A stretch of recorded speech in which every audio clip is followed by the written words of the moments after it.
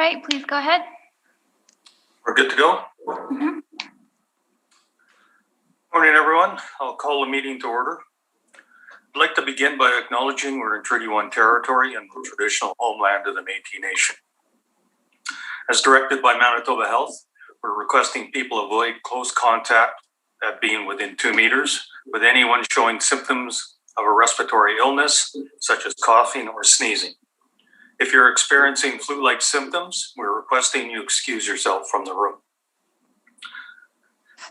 Please note, when you join the meeting via Zoom, all participants will be in the waiting room and your microphone will be muted until the host lets you into the room. You can watch the hearing live via the city's Board of Revision YouTube channel. When called upon, you'll be allowed from the waiting room and permitted to speak with respect to your property. Once you've been heard, you can continue to watch the hearing live via the city's Board of Revision YouTube channel. If any participants are currently watching the live meeting on YouTube, please mute your audio player now.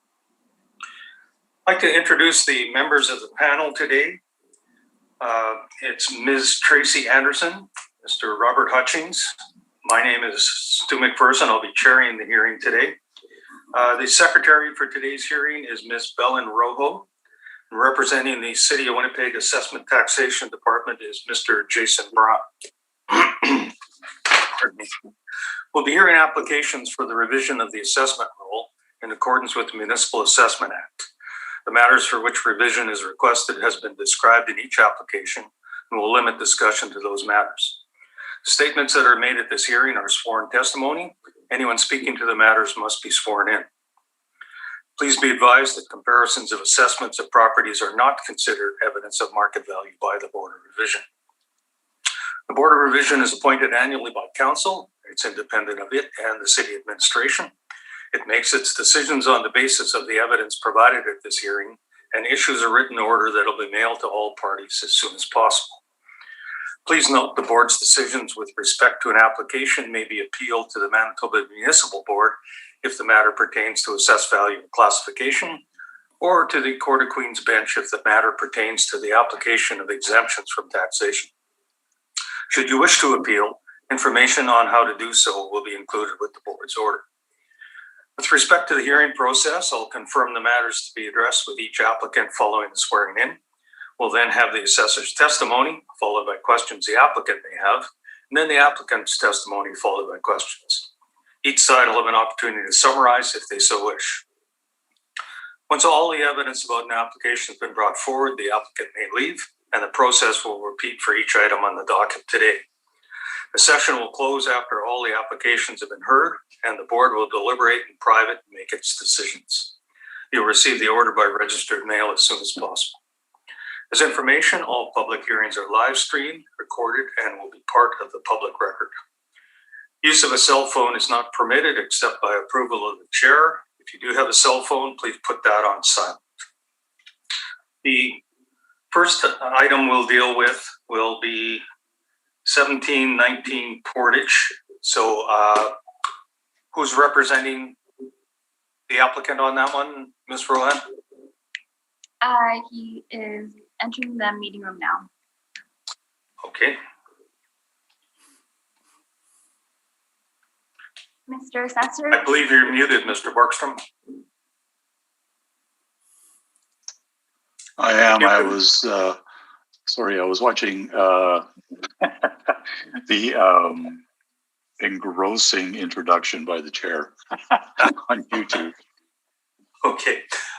Good morning, Mr. Borgstrom. Good morning. You're here representing the owners for 1719 Portage. I am. 2 supplementary assessments. The amount of assessment. That's correct. Okay. Can we swear the parties in then, please, Ms. Secretary? Mr. Assessor, please state your full name. Jason Brown. You affirm the evidence you're about to present is the truth, the whole truth, and nothing but the truth? I do. Thank you. Mr. Applicant, please state your full name. Bradford Scott Borgstrom. And you affirm the evidence you're about to present is the truth, the whole truth, and nothing but the truth? I do. Thank you. Okay. We don't have any preliminary issues for these properties? I don't believe so. Okay, thank you. And Mr. Assessor, I see it's two supplementaries and they're two different reference dates, I believe, that we're dealing with. That's correct. We have a 19 and a 20 before us today. Okay, then we'll hear your evidence on the 2019 supplementary first, please. And would you state the reference date that we're dealing with as well? Perfect. Thank you, Mr. Chairman. This is file number 20-877.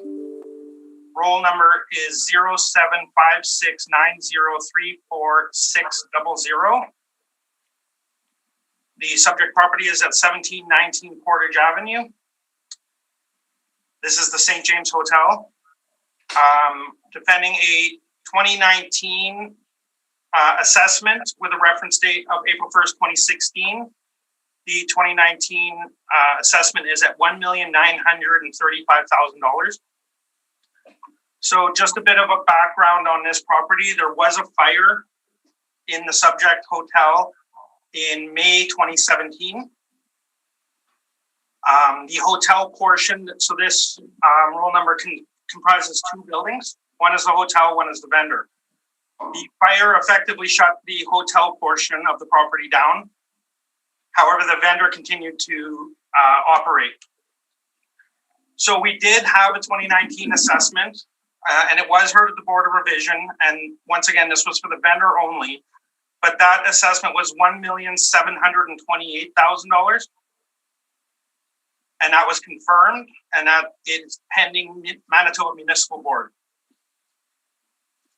So the supplementary assessment is effective August 1st, 2019. And once again, that's at $1,935,000. We can turn to page 2 of my evidence. There was a sale on this property in August of 2016 for $2,155,000. So I'm going to object at this point in time. That is obviously post-reference. Okay. Yes, we'll strike that from this particular item. Turning to page 3, I have my income valuation for the subject property. We've taken 3 years of income and expense information, 2013, 2014, and 2015, and we've stabilized that in the right-hand column. So quickly going through this, we put an emphasis on the 2015, which is the last full year before the reference date. And then we look at the other 2 years to smooth out any anomalies. So we've used the actual income of 2015 at $3,773,365. Moving down, we have our departmental expenses. We've made one adjustment to the room cost. We've adjusted it down to 30% of the room revenue, which is what we see in comparable hotels. So 30% of 92,000 is 27,700. So we've made a downward adjustment there. The rest of the departmental expenses are all actual from 2015. So it's about a $55,000 downward adjustment for rooms, and the rest remain the same. Below that, we have our undistributed expenses. Once again, the figures in red have been adjusted. We can see for admin in general, we allowed $98,500. A&G management wages, we've allowed $84,000. And A&G wages and benefits, we bumped that up from $60,000 to $91,000. So those three items together represent 18% of the total revenue, which is what we see in comparable hotels. I will note the A&G management wages, so the second line down from undistributed expenses. It is a little volatile. It goes from $293,000 down to $127,000, but in that year, we can see in the management fees, there's a $200,000 expense. So if we move that back up, it would smooth it out. Then it would be at 327, and then the following year, 333. It is our, we're going to put it forward that is equity, and that is why it jumps around a bit. And that's why we've made some downward adjustments in the stabilized column. Marketing also a little volatile, going from 26,000 in 13 and then up to the mid 70s in 14 and 15. We've adjusted that to 31,000, which is 2% of revenue. The rest, the next two columns are rows are both actuals, and then we've deducted 4% for management fee and 3% for FF&E reserve, which is standard in hotel assessments. We've used the actual taxes at 19,000 and 59,000, and the actual insurance at 39,000. And then moving down, we have NOI before BLT at 24,000, and then the net BLT income at 233,487, giving us our NOI for the assessment at 258.49. We've capitalized that at 12%, and then we've reduced it by a further 10% for FF&E deductions. That's furniture, fixtures, and equipment. This gives us our total value rounded at $1,935,000. Page 4 shows the breakdowns of admin in general and the reconciliation. So the reconciliation just shows that we've used everything on the statement, and it all reconciles to our income workup. Moving to page 8, this hotel is situated between Queen Street and Century on the north side of Portage.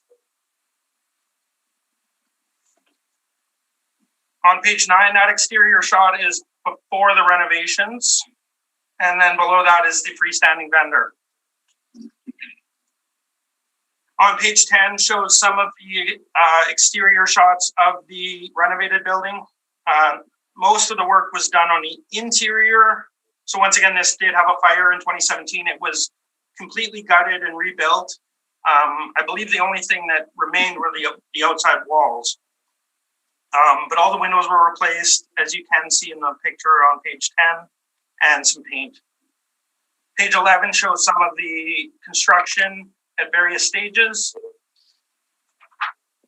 And then page 12 onward shows the finished hotel in its renovated stage.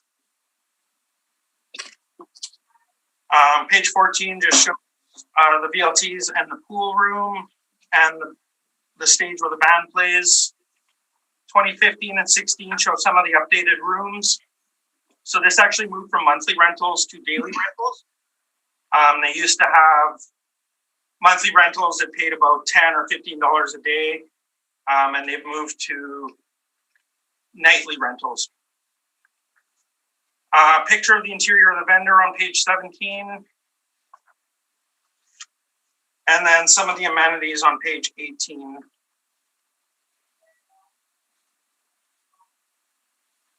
How about Winnipeg Free Press article starting on page 19. This is dated June 14th, 2019. So this is about a month before the hotel reopened. Pardon me. I do have a couple highlighted passages that I'm going to read. So the St. James Hotel will open for business next month, which would be July.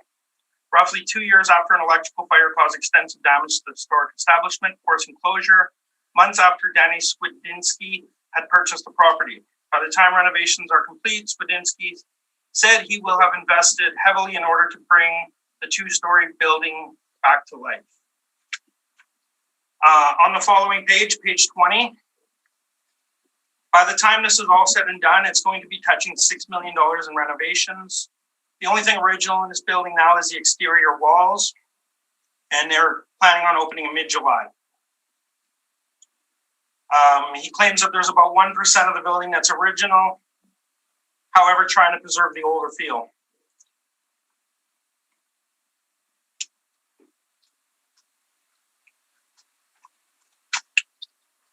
Turning to page 24, this is the permit for the interior and exterior alterations. Some of the description of what that permit entailed is on page 25.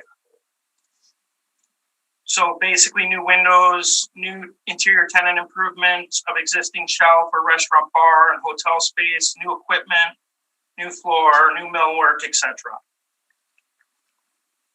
Page 26, we can see item C, just past halfway down, costs of construction, $3.4 million for that permit. And then page 27 just shows the revised floor plan of the renovated hotel. On page 28, we have the exterior elevation. Page 29 through to 31, we have the status of title. Once again, that's post-reference, so I'll skip that. And then we have the financial statements starting on page 32. So we received both the handwritten statements from the owners on page 32 through to 35. And then starting on page 36, we have the financial statements.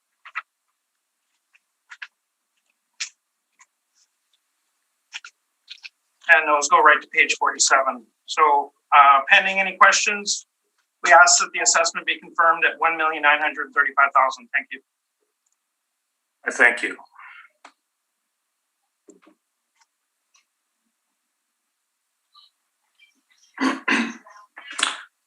Mr. Borgstrom, questions for the assessor? Yes, I do. Thank you. Have you inspected the property? I inspected the property after the fire, probably about June or July 2017. And I've driven past it since then. But And so in terms of what's on the interior or what's going on inside, you've not inspected it subsequent to the renovations? That's correct. Now, pictures are here within your brief of what appears to be the renovated condition. Who took those? Those were taken from the internet. From the internet. Has anybody from the assessment department been in there post renovation? I don't believe so, no. Okay. The information that you show on page 3 of your brief, and let me just stop for a minute here and tell the board that I'm going to take some time with respect to the 2019 supplementary assessment, as many of the questions will be the same for the 2020 supplementary. So if we can apply these questions to the next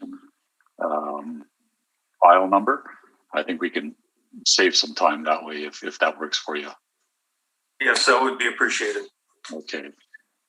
So your the workup on your page 3, is that your workup? It is the department's workup. Yeah. So let me ask the question again. Did you do this workup? I had a hand in it, but it was a group effort. Group effort.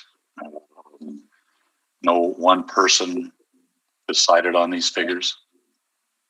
Not necessarily, no. Okay, but you will be able to answer questions about the figures shown here on page 3? Of course. Okay. Where there were rooms rented by the month, but common bathrooms, correct? Yes. Okay. And now you haven't inspected it, but you have shown some pictures here. And the rooms, they've gone, how many rooms were in here previously? There was 20. I believe there's 12 now. Okay. So I see on your brief on your page 1, you're still showing 20 guest rooms. Did that have an impact on your projections of revenues? Well, if you look at the 2015 and our stabilized, you'll see that I did not project, and we just used the actual 2015. The actuals. Okay. So now the rooms have gone from 20 to 12. Correct. And each room now, would you agree, has its own bathroom? Correct. Would you describe those bathrooms as spacious? They were an improvement on the shared bathrooms previously. Okay. Would you describe those bathrooms as spacious? I would not. Okay. So we've gone to 12 rooms from 20, and you are using the actual room revenue from 2015. What nightly, they are rented now nightly, and we are supposed to assess on a basis of present physical condition as of the year of assessment, right?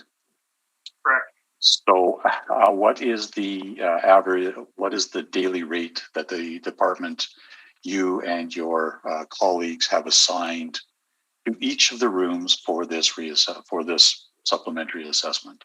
Once again, we've used the actuals. We would assume that moving from monthly to nightly rentals, even with a reduction by rooms, that it would go up. However, we felt that we would just use the historical revenue. So you haven't made any analysis of what the market would generate in terms of these rooms when they were exposed to the market? If anything, I would say it would go up if we would have comparable. So if you say it goes up, so what rate per night to what rate per night would it go up to? Once again, we've used actuals. So in using actuals, you are utilizing the old physical condition of the property, right? 20 rooms, monthly rentals, right? Okay. Now, in terms of the occupancy rate, you have here, because it's a supplementary assessment, you have here a brand new operation. What is your projected occupancy rate for these rooms now as they are newly existing? We didn't, once again, we've used actuals. That's not in my evidence, so. Well, you indicated that this was a team effort in coming up with these figures. You indicated also that you would be able to answer questions about the figures that the department has applied here on your page 3. So are you suggesting to me that no analysis was done either with respect to the nightly rate or the occupancy cost? Once again, we've used actuals. Okay. And so you're comparing this to, you've made reference to similar hotel operations, correct, in establishing some of your percentages and parameters? For the expenses, yes. Okay. Now, are those gallonage hotels? They're beverage hotels, so which is a mix of beverage and gallonage. Okay. Now, gallonage hotels are, by definition, turn of the century, monthly room rentals, common bathrooms, most of the revenue generated from the beverage room and VLTs, correct? Correct, but this is no longer a beverage or gallonage hotel. And yet we're using the revenues as if it was, correct? And expenses? Not, well, I mean, yeah, that's that we're using. Fair enough. Performance. Okay. Now, excuse me. Generally speaking, in terms of hotels, they are going concern operations, right? Correct. That's why we reduce.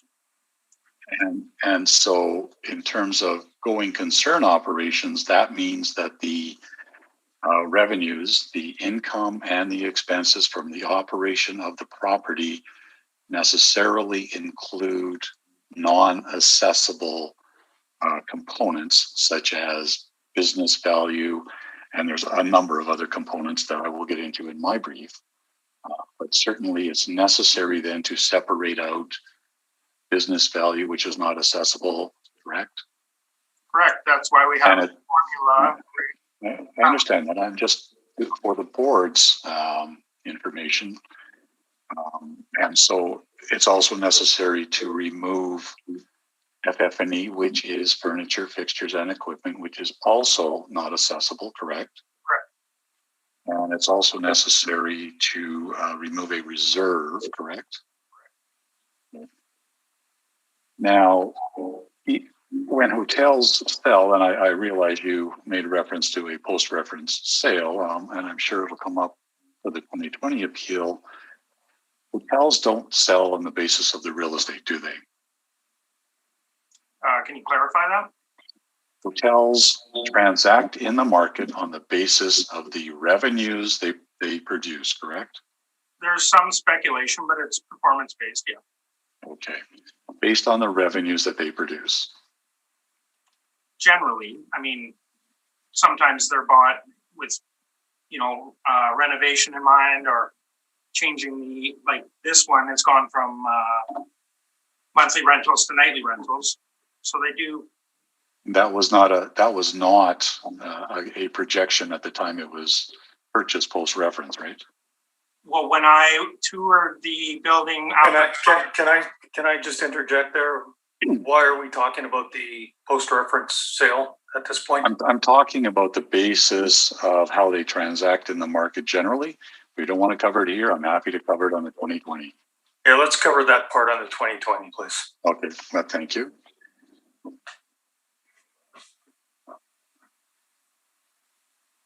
Now, just in terms of the work that's been done here on your pages 3 and 4, we see that where you've laid out 2013, 14, 15, that's the old operations of the hotel.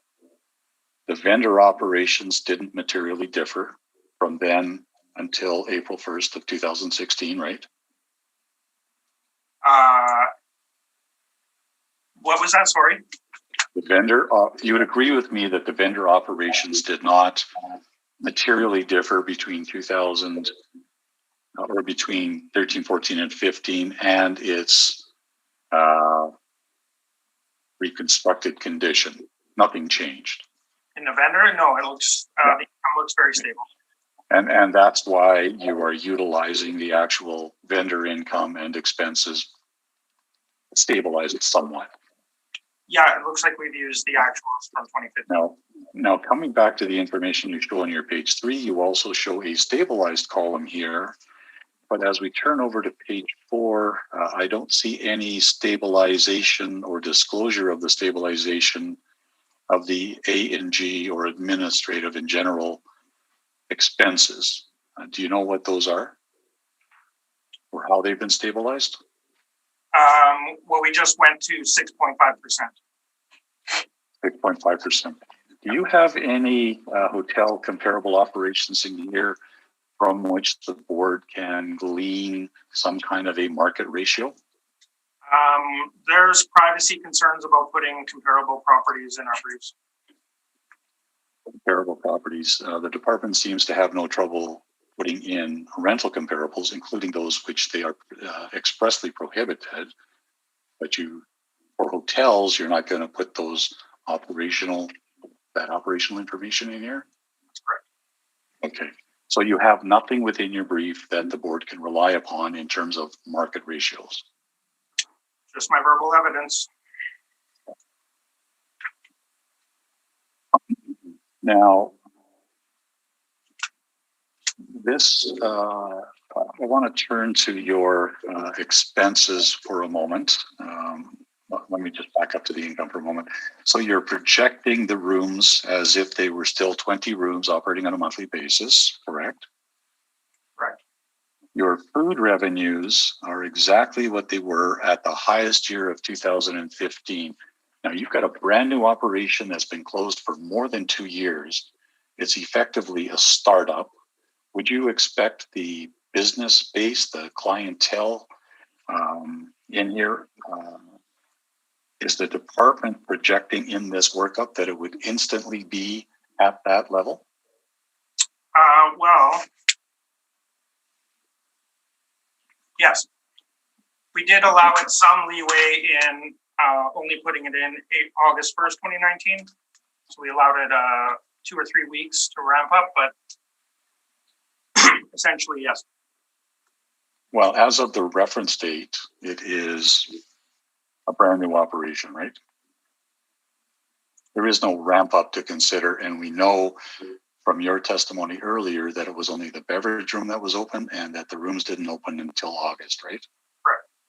Okay, so you're projecting the highest revenues for the food. In terms of beverage, you're utilizing the actual 2015. Do you know if the configuration of the beverage room, and those are your words here, beverage, do you know if the physical configuration of the beverage room is the same as it was? I believe it's similar. You can see the floor plan on page 27 of my evidence. So the lounge was always on that western side of the building. And then the VLT lounge might have been changed. So what we're, and so what, if they have a dining area on that floor plan. And okay, and so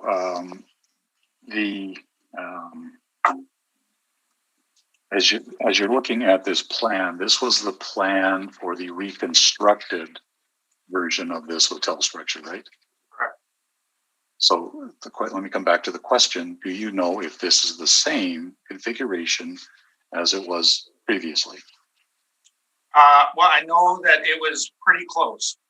The lounge was definitely running north to south on the eastern side of the building. The western side, I'm not as familiar with, or the eastern side, sorry. Similarly, you have basically a startup operation in terms of the beverage room.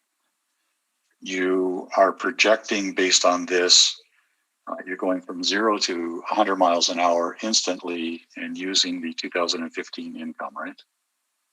Correct. Have we lost the chairperson? Yes. Uh-oh. Sorry. No, I heard you. Okay, thank you. Now let's move on to some of your expenses here. Now you projected room costs at stabilized at $27,700. What's that based on? It is 30% of the room revenue. 30% of the room revenue. So you're using 20 rooms of room revenue on a monthly basis. It is no longer that. It is now nightly. How did you come up with, come at this another way? There's no analysis been done to arrive at this figure other than utilizing 30% of 2015, right? That is the industry norms, which we call them, from all the comparable beverage and gallonage hotels in the city. All the comparable ones. And we don't have anything to review or to support your statement. That's the second time you've asked that question, and the answer is... and won't be the last time you're going to hear it. Now, in terms of food costs, based on your projection of the food revenue, it's at $103,864, which coincidentally is the actual 2015. Is this based on industry averages? No, that's the actuals, and you'll know the actuals. So, isn't it true that you're picking and choosing where to apply actuals, for example, the food cost versus industry averages? That food cost should have been reduced at 65%. If you add up the food cost and wages, it's above 100%. Right. So according to this, they're losing money on the food. And we did not adjust that down. But isn't it true in hotel operations that they sell food, and if they lose some money on it, that's okay? Because people drink more when they consume food in a beverage room? I've seen hotels that make a decent profit off food, and I've seen hotels that lose money off food. Right. In this particular case, the actuals suggest that the food component holds people in, but they lose money to make money at the end, right? Correct. And this, don't forget, these are the old owner's statements. We don't know if the new owner is going to be more efficient with that. Right. So you've got under here for entertainment costs of stabilized $12,549. That's the actual 2015, right? Correct. Now, you've got 12 months of the year that's about $1,000 a month, $250 a week. Do you know if this bar used to have a stage area for a band? I'm unaware. It was more of a pub style, Right. English pub. Before, I know they had karaoke, but I don't know if they had live bands. But I suggest to you that they now have a stage area and live entertainment. Would you agree with that? Well, I know they want to have live entertainment, but obviously with the current conditions. Okay, so current conditions we're not considering, right? No. And so do They're you know? They're set up to have live music, whether it's open mic or a paid band. I'm unaware.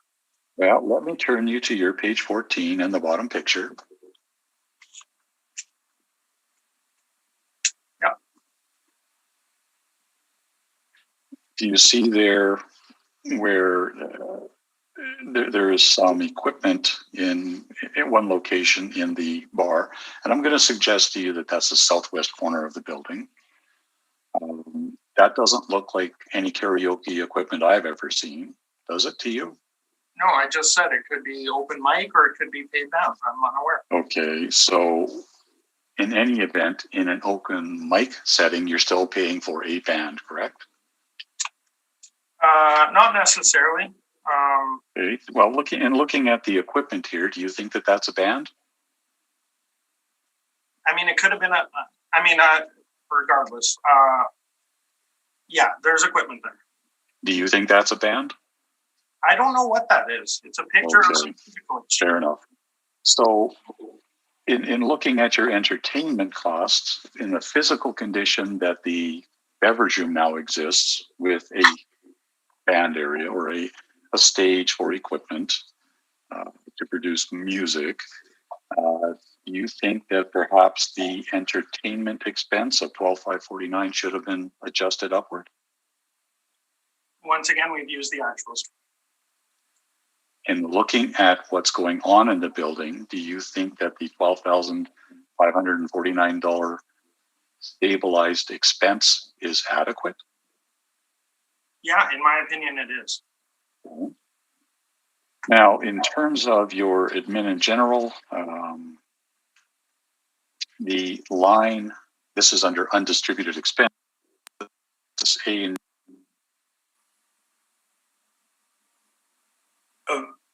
We've lost you, Mr. Bergstrom. You're muted again.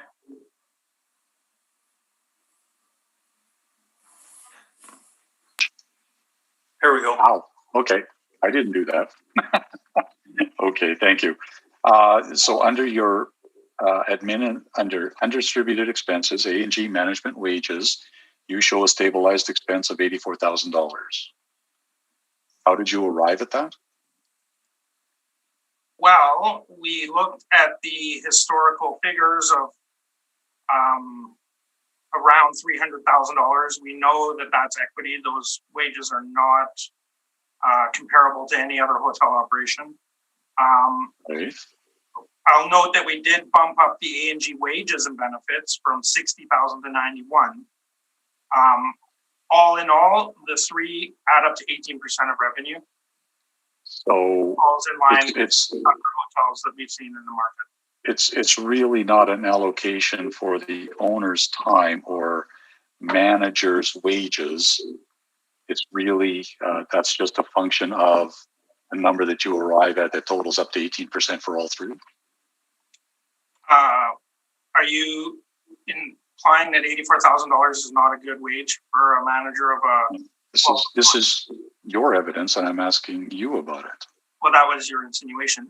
No, we feel that those expenses reflect what a market wage would be and a market expense. Okay, so in terms of admin and general, you've indicated that under management wages that's a draw by the owners from the operation. Sometimes they take it in terms of a salary, right? Correct. Sometimes they take it in terms of Actually, sometimes it's actually nothing, right? Could be a dividend, it could be a wage. Yeah. And sometimes it's shown as a note within the statements with nothing on the income and expenses, right? It's a draw from the corporation that owns the property, right? So there's a number of ways to do it. So when you're calculating an industry average, if everybody does it different, how do you arrive at 18%? Because we know the ones that don't have it in. We have some hotels that give us very good information every year, very consistent, very clean, and obviously when we're looking at the global hotel portfolio, we have to remove some outliers, and we try and get to the good data. The outliers, okay. So you indicated or certainly referenced under A&G wages and benefits that you've increased that expense by about $30,000, right? Stabilized? Right. Okay. But if we look at the admin in general, the very first line under undistributed expenses, looks to me like you've reduced that by $50,000. Correct. Based on what? Based on industry comparables. Okay, so let's take a look at your page 4. Which of those line items in terms of A&G general expenses should be excluded as not appropriate for a hotel operation? We didn't do it on that basis. We simply used 6.5% of revenue. Because everything adds up to 18%. Because that's what we're seeing in comparable hotels. 18%, not the individual breakout 3 line items? No, we've looked at some individual line items, but as a whole, the 18% definitely falls within the. Okay. So which line items particularly did you look at here? You said you looked at line items? Which ones? On page 3. No, on your page 4. You said you looked at line items. I said we didn't look at line items. Okay. And again, we have no industry or no comparables within the Winnipeg market to look at. No. So hotel reports like PKF and other hotel publications like that don't include this type of operation, do they? Do you have that information in your evidence? Well, you're looking at. Okay, wait a minute, here, gentlemen. Just your question again, Mr. Borgstrom, was what? So he's using what he called industry standards. One of the sources might be published sources such as PKF, which is a hotel industry publication. And so I can lead into that question with a couple of others. Does the department utilize studies like PKF? No. Pardon me? No? Okay, fair enough. So in terms of establishing occupancy, you don't care what the general occupancy rate is within Winnipeg? We look at we get statements from 80% of the hotels in Winnipeg. We have over 100 hotels. So we receive 80 to 90 income statements every year. Those are what we rely on to generate our industry norms is what we call them. So I want to take you now to your marketing and your stabilized marketing. If we look at 14 and 15, it looks like it's around $73,000, give or take, for 2014 and 15 actual. Correct. You've stabilized and chopped it down to 31,000, correct? Well, based on the 2013 at 26,000. Okay. Let's take a look at your other line items. Let's go back up to department expenses and food costs. You've used actual 2015, right? Yep. You've used actual 2015 for food wages, right? Yep. You've used actual 2015 for beverage cost, correct? Correct. You've used actual entertainment expense of $12,549 for 2015, correct? actuals except for rooms in the departmental expenses. Okay, now as we take a look at repair and maintenance and energy and water, you've used actual 2015, correct? Correct. But you've chopped the marketing down to $31,000, right? Correct. So you have here an empty hotel with no client base. You think that the marketing cost should be chopped on that? Well, I don't feel that they should be spending triple what comparable hotels spend on marketing. And honestly, they got no return for that marketing because their income did not go up in 15, despite tripling their marketing expense. So again, Mr. Brown, we're talking about a brand new operation. You're trying to attract a clientele to nightly rental rates. You're trying to reestablish a beverage room clientele where you have regulars come into the bar. So how are people even going to know the bar is open if you've got the advertising down to $31,000? I've searched online for this hotel, and I will say that most of their advertising is done through social media.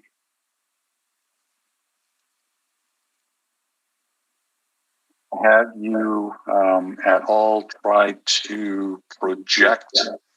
Let me come at this another way. You have a physically different asset that's going to be taxed for property tax and for business tax, right?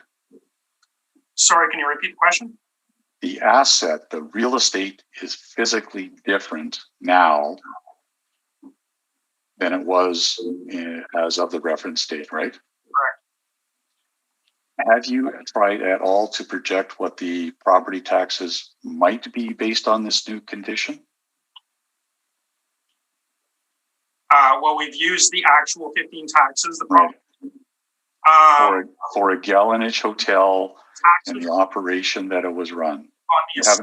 And so the question is, you haven't made any effort to project, given the increased assessed value, you haven't made any effort to project what the impact on the assessed value would be to affect those taxes as of the reference date, have you?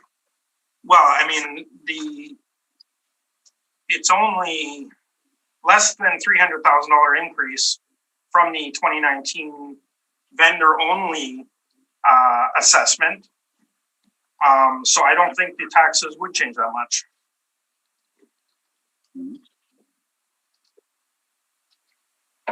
Now,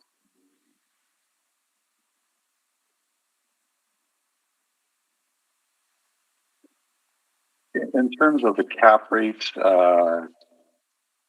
and you selected 12% as an appropriate capitalization rate here, correct? Correct. And what's that based on? Well, I will note that you're using the same cap rate, so. So let me ask you the question again. Your cap rate of 12%, what's that based on? It's based on historical cap rates and analysis of sales. Okay. So in a brand new operation with no track record of room rentals, no clientele that have been established for the beverage room operation, and we've already, or you've already agreed that this style of hotel has most of its income generated from the beverage room and the VLTs. Doesn't that pose additional risk? I don't believe so.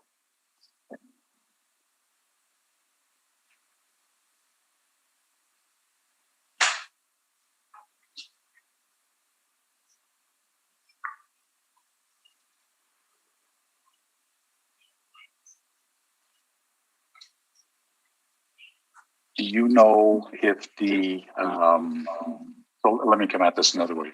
So in terms of hotels in general,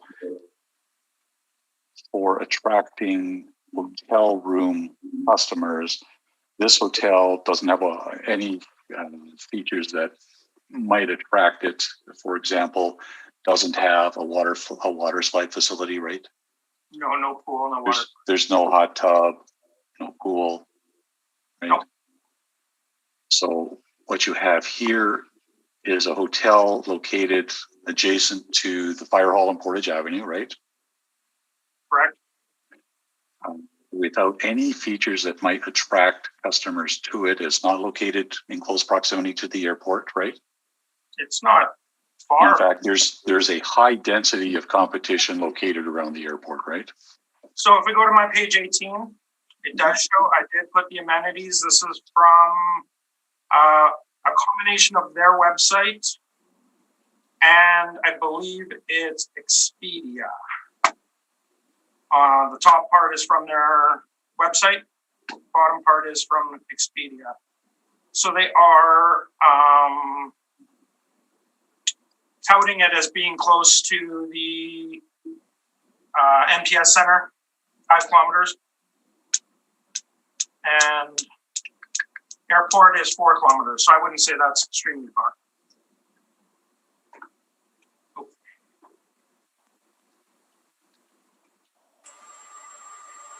Hello? You're muted again, Mr. Bergstrom.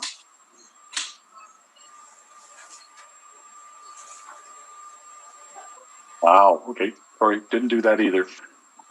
So is it you're suggesting that somebody is going to fly in, stay at this hotel to attend a Jets game or a concert? I mean, it's not out of the realm of possibilities. Obviously, they're not charging $200 a night. So what are you projecting for a nightly room rate as of the reference date? We did not project one. We used the actuals. Okay. And those are, I think, my questions. Thank you. Thank you. Mr. Hutchings, questions for the assessor? Yes, thank you. Mr. Brown, do you know what the room rate is? Have any information on that? Well, anything for the room right now would be post-reference because it didn't actually start operating until I believe it was early 21 or late 19. Okay. So, I mean, we can look at that and try and factor it back, but I'm just curious. Yeah. Post-reference, yeah. I was just curious. There's 12 rooms there. Yeah, but okay, it's all post-reference right now.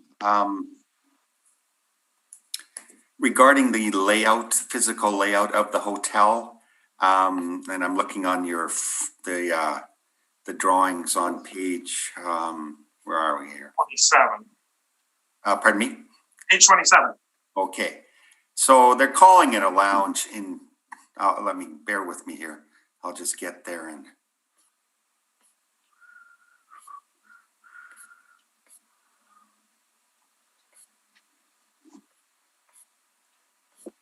Okay, here we are. So they're calling it a lounge, full kitchen in the center, dining kind of an area there with looks like stand-up table or bar to eat at. And they're calling the, I guess the southern portion a lounge. Then there's a separate VLT lounge, right?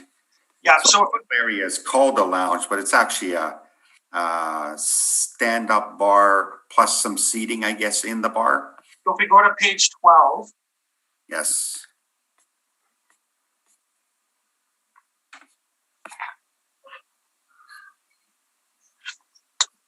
The top picture is the long lounge that runs down the western side of the building. Oh, yeah, okay. Oh, there we are, okay. The bottom picture is the dining area that's located midway through the building. Okay. Yeah, because it kind of gets lost in that picture where there's a whole crowd there. It looks like, okay, they're standing in the middle. Okay. And then on page 12, it shows a clearer picture. Yeah, okay. Yeah, okay. So, just to clarify, so there was a fire in May of 2017 after the sale that we're not going to deal with during this cycle.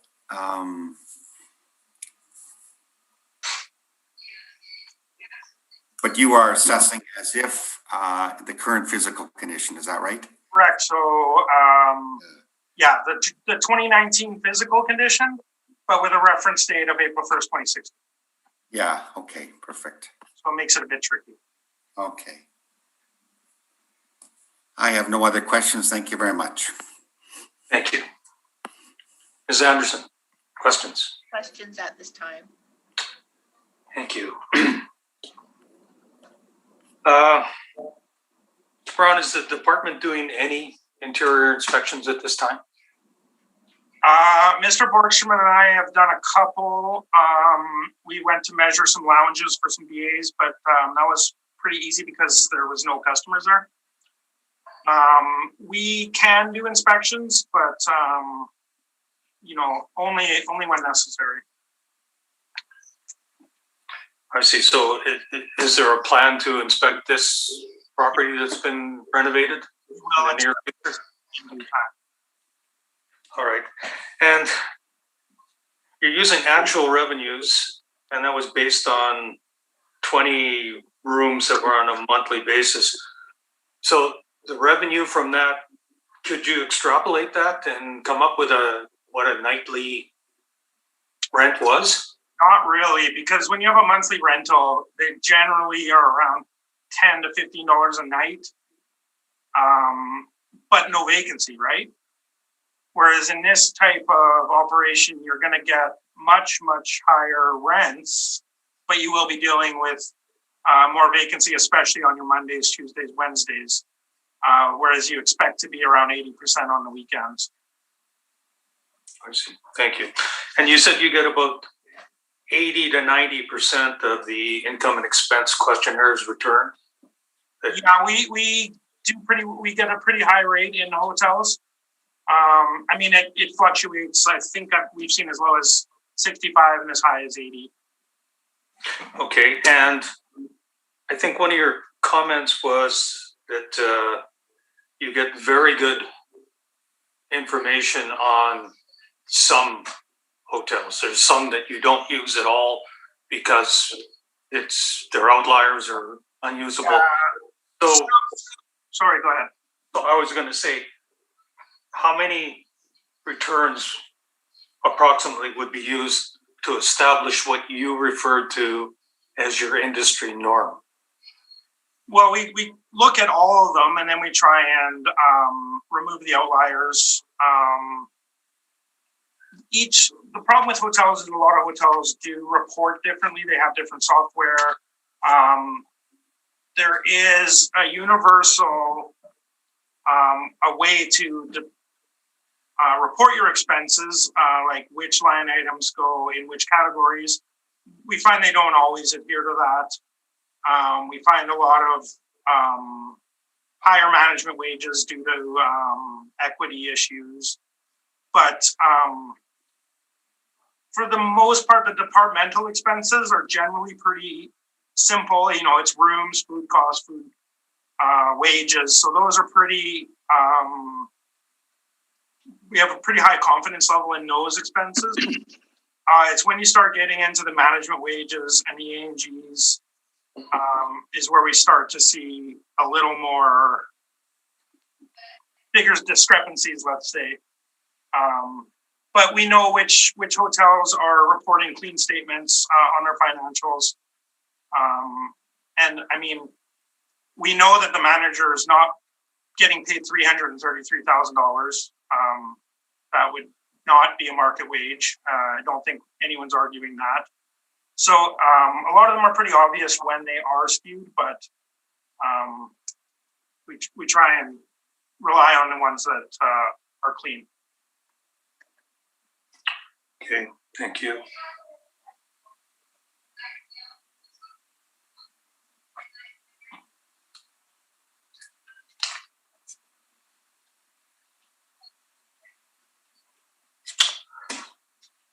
Okay, I believe that answers my questions. Mr. Borgstrom, you're going to be... I do have one more question for the assessor arising from your questions to It's a follow-up question? Yes. Follow-up. Okay, go ahead. So, Mr. Brown, you've referenced occupancy rates during the week and as high as 80% on weekends. You previously testified that the department doesn't subscribe to any publication showing those rates. Certainly, owners' statements don't provide weekend occupancy rates. Where did your answer come from? Speaking to hotel owners and common sense. Common sense. Thank you. Thank you. So we do have a housekeeping issue. So at this point, rather than hear your evidence, Mr. Borgstrom, perhaps we'll take a 10-minute break. Would that? Sure. Okay, let's do that. Let's adjourn and return as close to 10:15 as we can. Thank you. Thank you.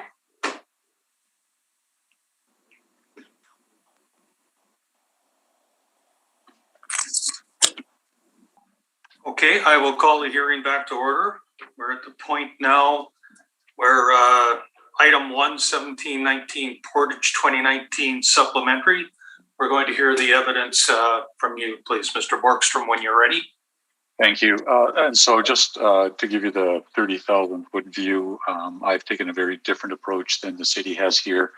I have considered what the physical asset is that we're trying to value in terms of its real estate only value, and projected or base my projections on that basis.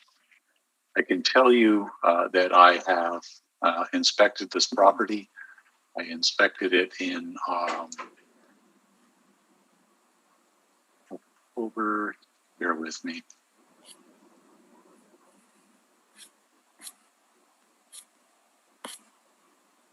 I just had that, where was it? There we go.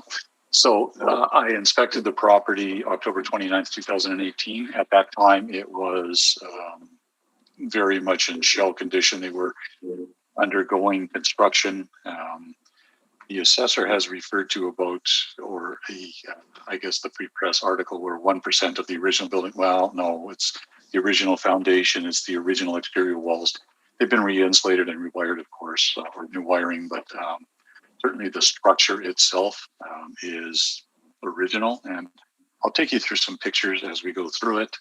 I also inspected this property on February 19th of 2021. So this year, and the pictures that I've appended at the rear of this don't come from the internet. They're from my personal inspection of the property. I also had the opportunity to ask a number of questions during my inspection, and certainly that's one of the reasons that I think it's important to go take a look at the property.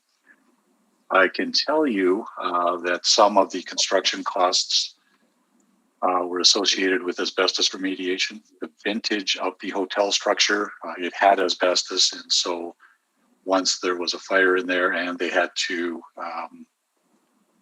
basically reconstruct the property, the remediation was required, and so that would have contributed significantly to those costs. I can tell you that the owner has told me they did not start renting the rooms until January of 2020. Notwithstanding that, my projections include room revenues as of the date of the supplementary assessment, which affects only about 5 months of 2019. As the assessor has already testified, the vendor building is unchanged. Its operation basically continued uninterrupted. I have not, so let me step back for a second. Very often in this type of operation, you'll find that the vendor operation is somewhat affected by the beverage room operation, and also be affected by the hotel room occupancy. But all of that because of the fire. I don't know what happened to the revenues. I can tell you that has not been a consideration in my estimation that I'm presenting to you here today. So just taking you down to page 12, I'll go over some pictures real quick.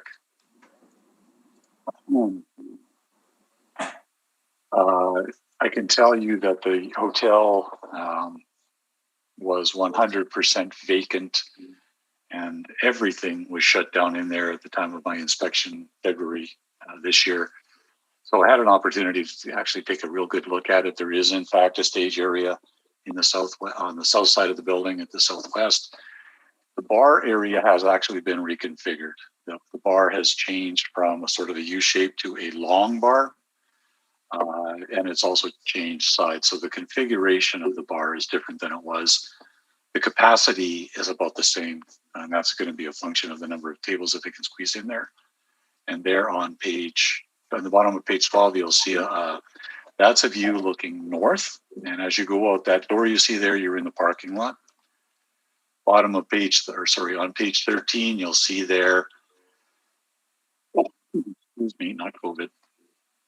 You'll see there the bar area looking south in the top. That's looking towards the front of the building, the south end of the building, where the stage area is. And you'll see a better picture on the bottom of page 13 of the tables and the sort of slightly elevated stage area for bands. I can tell you that at the time I attended the property, the VLTs were spread out between what Mr. Brown has described as the dining room and the gaming room. So the pool tables, the VLTs are in both areas now. So you have the long bar area, and then you have this sort of almost a separate room, but not quite, with tables and VLTs in both places. Total of 20 VLTs, so there's no disagreement there. Page 15, you'll see just the pictures as I'm talking about the dining area and the VLTs in there. It's a new kitchen, obviously, when they gutted the building. And when I say gutted, I mean gutted. The basement, I was down there as well, took some pictures, and you can see it's used for storage and the mechanicals. You can see the old style sort of plank concrete foundation. It's a poured concrete foundation. You can see that on page 19. Page 20, you see the mechanical room there at the top. What you see at the bottom of page 20 is actually the cooler for all of their draft stations now. To be honest, I've not been in there, but I do intend to go when they reopen. It looks very good and very interesting. What is really interesting during my visit was how they've configured the rooms. Now, obviously, with the configuration of the building, sort of rectangular, you'll see here that this is all second floor space. There is no elevator in this building. So the second rooms are not, they're not handicap accessible, nor are they configured as handicapped accessible. So that is going to be an impact, and it's certainly my suggestion that Mr. Brown has not considered that. So on page 21, you see the hallway, you'll see the stairway going up and down. I was in 4 or 5 of the different guest rooms. They have, of the 12 rooms, they have 10 queen-sized bedrooms, and they have 2 king-sized bedrooms. So obviously the market would differentiate slightly between the king-size bed and the queen-size bed on a nightly basis. That formed also part of our review of the property. You see there, I understand that Mr. Brown has included a bunch of hype from the internet. As you're in these properties or in the rooms, are actually quite small. You can see there the space between the side. This is a queen size room on page 22. You'll see there a desk and the TV for there. You'll see there the space between the bed and the wall. Not a lot. On the top of page 23, that's each room has its own electric baseboard heat and some air conditioning that comes down through the roof. Or an in-room unit. The sliding door, to be honest, I've never seen that at a hotel. That's the bathroom. So the room isn't big enough to actually put a door that actually opens. So they have the sliding barn style type of door in here.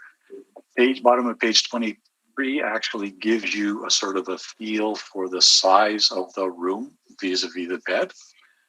And on page 24, you get some pictures of the bathroom. You'll see there on the top of page 24, that's on the left-hand side of the top picture, that's the sliding door, that's the wall, the white thing there. You can see a sink, the WC, and you'll see exactly how narrow this bathroom really is. At the bottom, you'll see there a better picture, toilet and sink, and as you look the other way, none of these bathrooms have tubs. They're all the walk-in showers. And you'll see there exactly how small, how tight, how close on the bottom of page 25, how tight everything is in there, shower, WC, sink. So This is not, in my view, a destination hotel. Nobody's coming into town to stay here, to go to a concert, to go to a Jets game. So they have reconfigured the rooms, trying to generate revenues. I've also included here on page 26 and 27 a king room. The king rooms are actually both at one end, at the south end of the building. Those rooms are actually slightly larger than the queen rooms. Obviously, that's in part because of the size of the bed. It's also in part because of the space they had available after they reconfigured all the queens.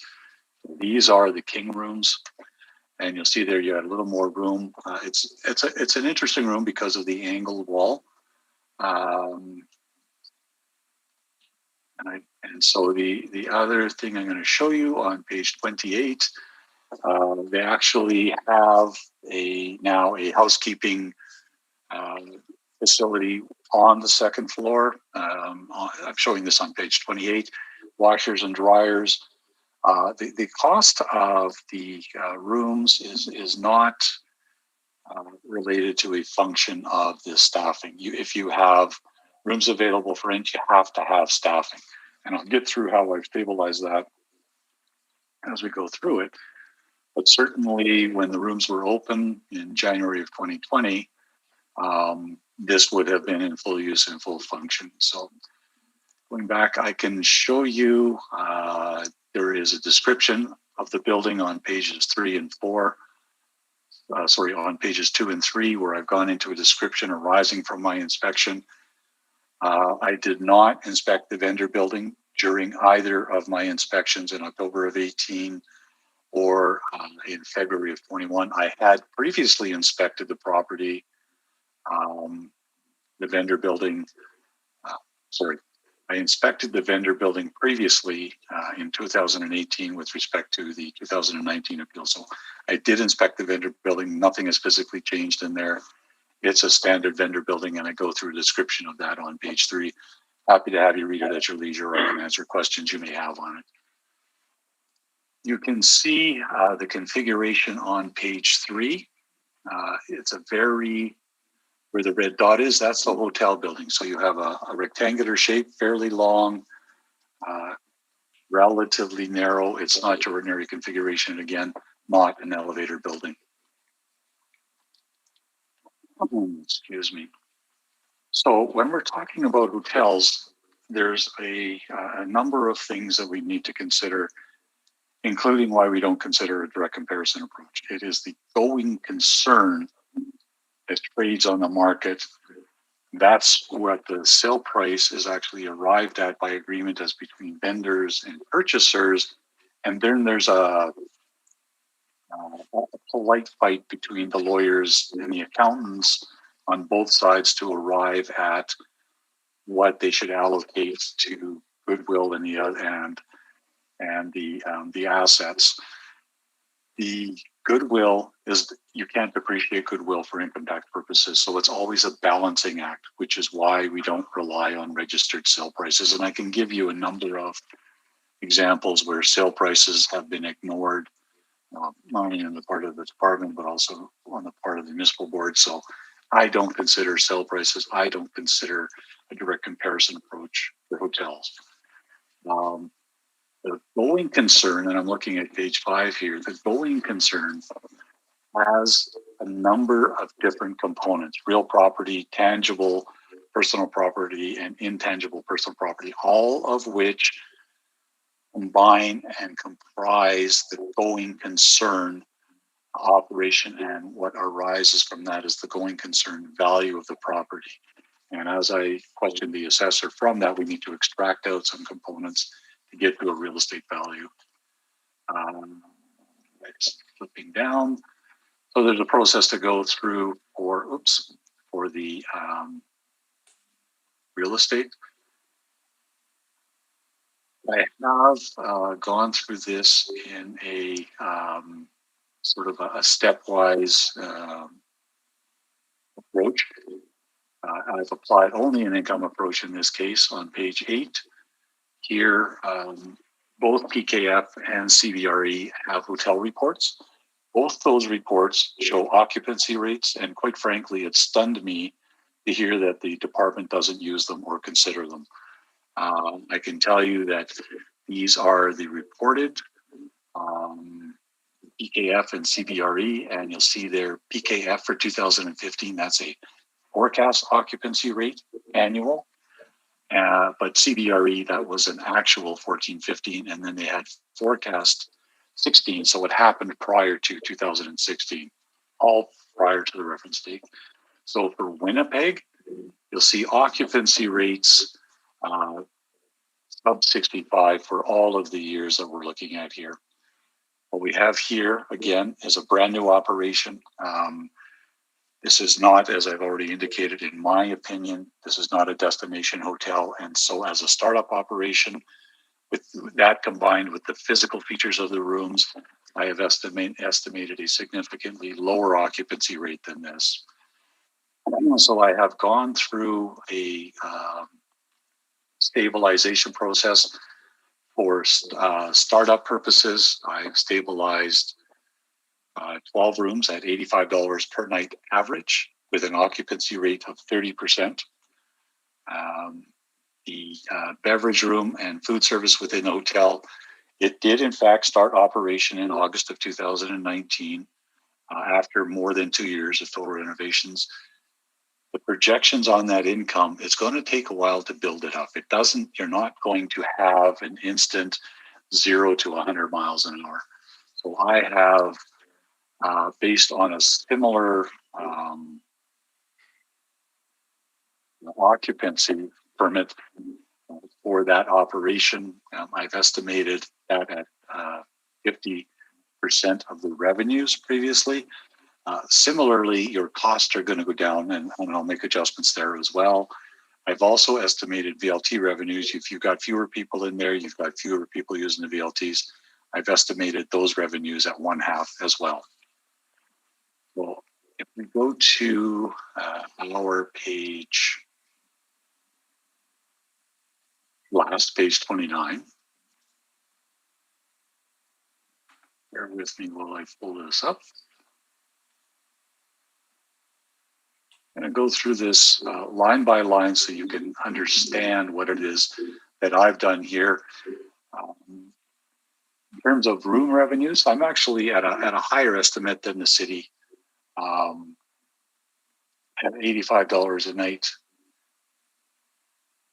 12 rooms, 365 days a year at a 30% occupancy. We know that the city operates between 60-65%.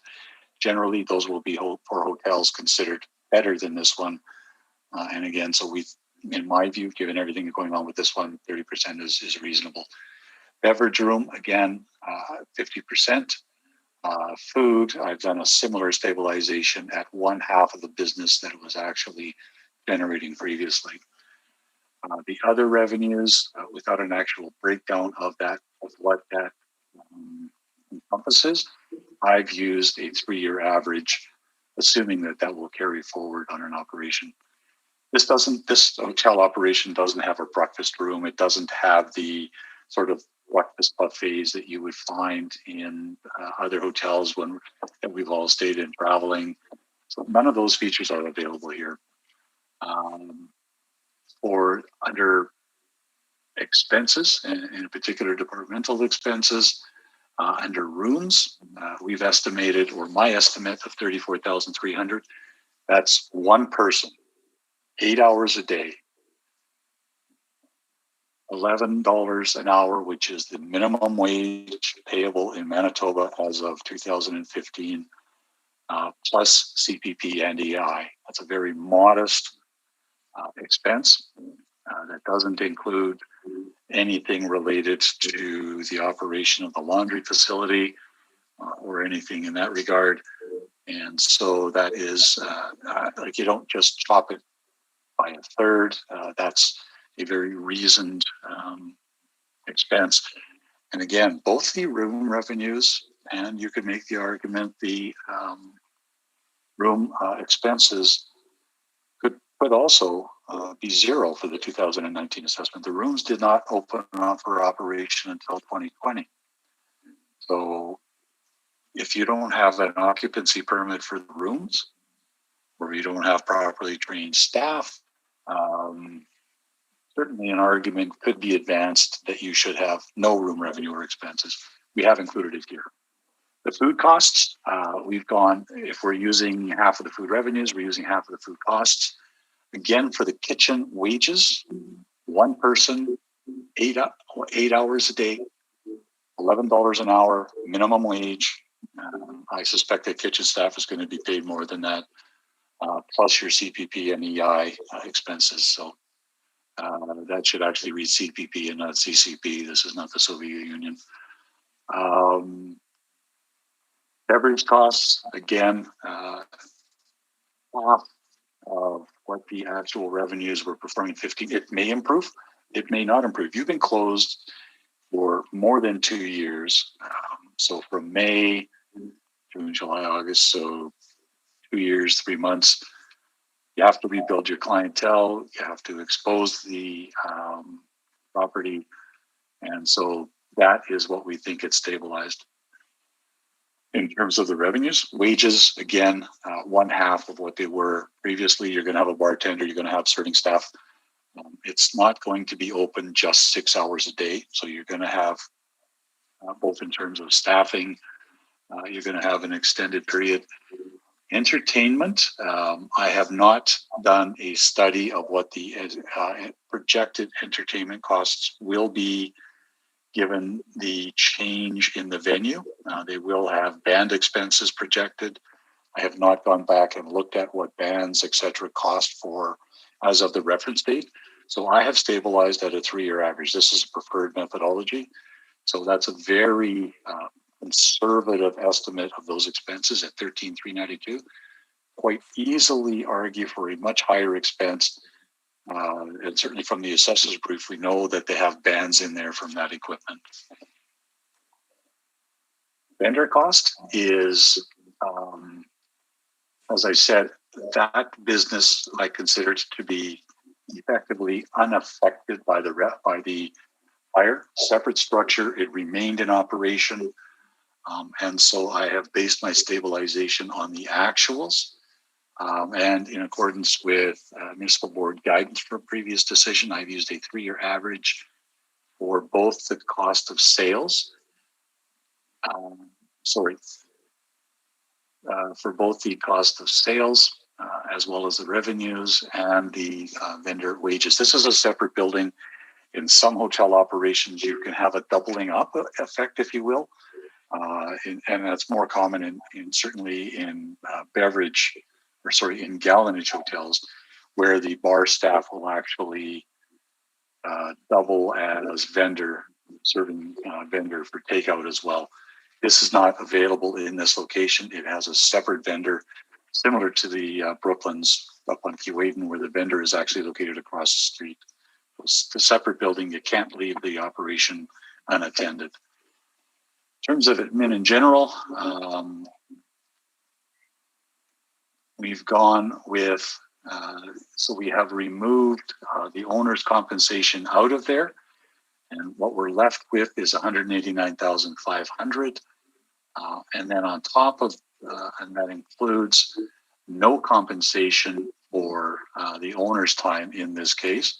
Again, that's a very conservative figure, and quite easily arguable for a significantly higher. These things don't manage themselves. Advertising and marketing, my view is that it's not appropriate to chop the advertising. Certainly for 2014 and 15, you see what they are. I've bumped it up slightly. So I've increased it for startup to get it exposed both in terms of the beverage room operation and the rooms operation. So it's a modest increase for that startup. I have actually decreased utilities based on lower occupancy. You're going to have lower utilities, water, that sort of thing for the rooms. Similarly, you've now got more modern energy efficiency in terms of the windows and walls. So I have actually reduced the utilities costs So I have applied here 75% of the average, the 3-year average for utilities. That is my way of projecting and estimated costs. Similarly, in terms of the repair and maintenance, you've got effectively a new hotel building. Obviously, you've got an older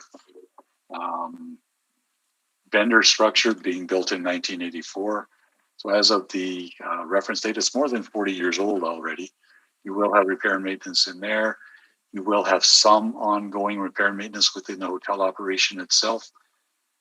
And so I've estimated 25% of the average repair and maintenance expense as the stabilized repair and maintenance. So very conservative, again, expense projection based on what this property physically is. I'm going to slide down for a minute and go to VLT revenues. Again, as I indicated previously or earlier on, that's 1/2 of the revenues that it was generating. I'm going to take the time to come back up to speed. The insurance, we've based it on the actual. Now, if you have a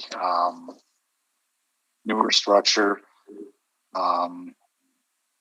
it's going to cost more to replace. That expense might actually be projected upward. I haven't done that. I've applied the actual 2015 expense. And you'll see on our page that we've actually shown 4 years of income. The assessor has shown 3. So I've taken a look at 4 years of income and tried to project here. I haven't gone through an exercise of trying to adjust the assessed value for improved condition. So as the assessor did, we've applied the actuals. Now, I'm certain, or not certain, but you'll see there on our line items 27 and 29, those are highlighted in red. That's because the expense here, or shown as an expense, is not an actual operating expense of the going concern. It's an adjustment for the removal of business value. That's on line 27. And it's a removal of some of the income for a reserve. And that's standard practice. It's evolved over time, and it's how hotels are valued now. And I've highlighted those in red because there is no actual expense for that line item shown within the statements. But as the assessor did, we do take 4% of revenues less vendor expenses to come up with that. And for the reserve, it's 3% of the same thing, excluding the VLT revenues as well. So the question becomes, and I know the assessor, during my questioning of him, posed the question about why are we using the same cap rates? And I'm going to tell you that's because I've made my adjustments on the income side. If we were going to use different incomes and expenses here, even projecting upward, that poses a much greater risk. The business is unknown as because it's a brand new operation, startup, zero. You're starting from zero. That poses a greater risk than other existing operational going concern hotels. So I have chosen to make my adjustments on the income side, not on the cap rate side. And so that's why I've applied here 12%. I've taken off 10%. That's a standard deduction for furniture, fixtures, and equipment. For a beverage hotel, you may well, or I may well make that adjustment, should it be necessary to go further, up to 15%, because these are new rooms, nightly rentals, but certainly, again, a conservative estimate. We run through the math and we come up with an indicated assessed value of $911,000 for a start from zero hotel real estate only, without actually an operating business in there at that time. And so that is our request. And based on that, let's change that for 1 second. I think I've covered it.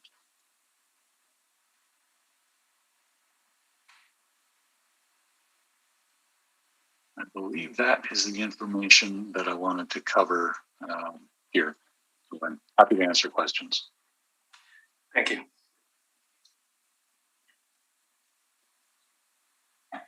Mr. Brown, questions for the applicant? Yes, thank you, Mr. Chairman. So this was heard already in 2019? Completely different. This supplementary assessment deals with this physical asset for the period from whatever it is, August 5th or so of 2019 to year end. The previous appeal will deal with January 1st up to this supplementary assessment. I don't consider them analogous. Similarly, in that appeal, the assessor brought in as revenues loss of business income, which has nothing to do with the real estate or the going hotel concern operation, and it's pending at the municipal board. I didn't consider that decision to be at all relevant here. Okay, understood. But in that appeal, you were going for land value, correct? Well, I considered the income approach for the vendor only. The hotel structure at that time was fire damaged, was unable legally to be occupied, was undergoing reconstruction. When I looked at the revenues generated by, not by the vendor income of that asset, because it came up with an even lower value, I assigned a market rent to that amount of space. However, with the size of the site, the underlying land value exceeded that, and so I defaulted to a land value. Okay, perfect. Do you remember what your requested assessment was for that? I do not. Okay, it was over $1 million, so... Right, and so the other part of that, if we're looking at an underlying land value, and I would not have done the exercise for that one, but if we're looking at underlying land value here, you also would then have to include as an offset to that demolition costs. So demolition of the hotel structure and demolition of the vendor building, that certainly goes to the Grain Exchange decision, certainly the Marlborough Hotel decision for 2 separate cycles before the municipal board. So if you're trying to arrive at a land value for improved property, it's land value less demolition costs. I've not done that exercise. Okay, but we do know that the hotel's been rebuilt, permit value of 3.4, owner stating north of $6 million, and yet the value is coming down from just the land value, about 3,000. If we look at it, and certainly the department's assessment guidelines published previously talks about income stream for hotels. It's perhaps more than any other property, is I think the phrase used by the department. Perhaps more than any other type of property, it's the income stream that matters for hotels. Even brand new hotels assessed by the department doesn't default to a cost approach. I haven't defaulted to a cost approach here because they transact on the market on the basis of their income. And so that's just not an appropriate approach. If we want to talk about an income approach or a cost approach, we can certainly do that. That brings into play a whole pile of functional and external obsolescence in this property that would certainly, if you're talking about a permit value of whatever you said, 3.5, it's on my information, you would certainly have a significant deduction off of any replacement cost for this particular asset. Okay, would you agree that the current the current renovated hotel is an improvement over the old hotel? The hotel structure itself? Yes. You basically have reduced BLT, beverage, and food by about 50% in your workup? Yeah, hang on. Okay, so revenues? Yes. Yeah. So I have reduced food, beverage, and VLTs by 50%. This is a property that's empty. It's a business that's starting from zero. So we're trying to estimate what it would,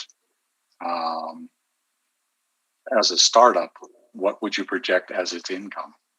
Okay, but this is a 2-year assessment. Do you feel that those startup figures are going to last for the entire 2 years? Well, what we're talking about here is 5 months. But having said that, if we're going to adjust those revenues, there's a great deal of risk associated with that. And so I would then necessarily have reconsidered the cap rate to be applied here. It's not an either or. It's like a dance where there's an interrelationship.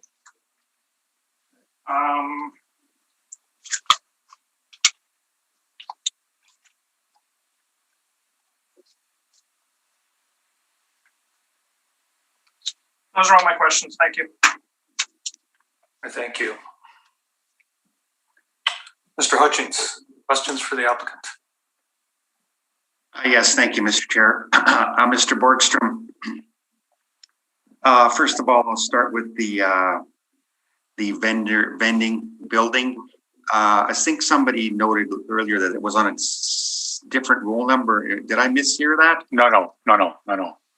It's on the same roll number? This is on the same roll number. So let me take you to our page.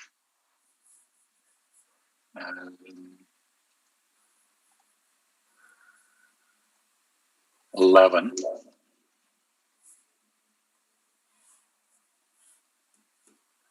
So on page 11, that's an overhead picture of the subject property. You'll see there the blue lines. That outlines the actual role itself. Okay. You'll see there the fire hall to the east or to the right of that. You'll see there the vendor building in the bottom right-hand portion of the blue outlined area and then where the red dot is, that's the actual hotel structure itself. 3 separate buildings, same role. Okay. Now there are operations where it's on a separate role. That's not here. Okay. Number 2, you made a comment about the bar being changed. Were you referring to the original building or no? I'll put it this way: is the floor plan for the main floor and the upper floor plan accurate for the existing building?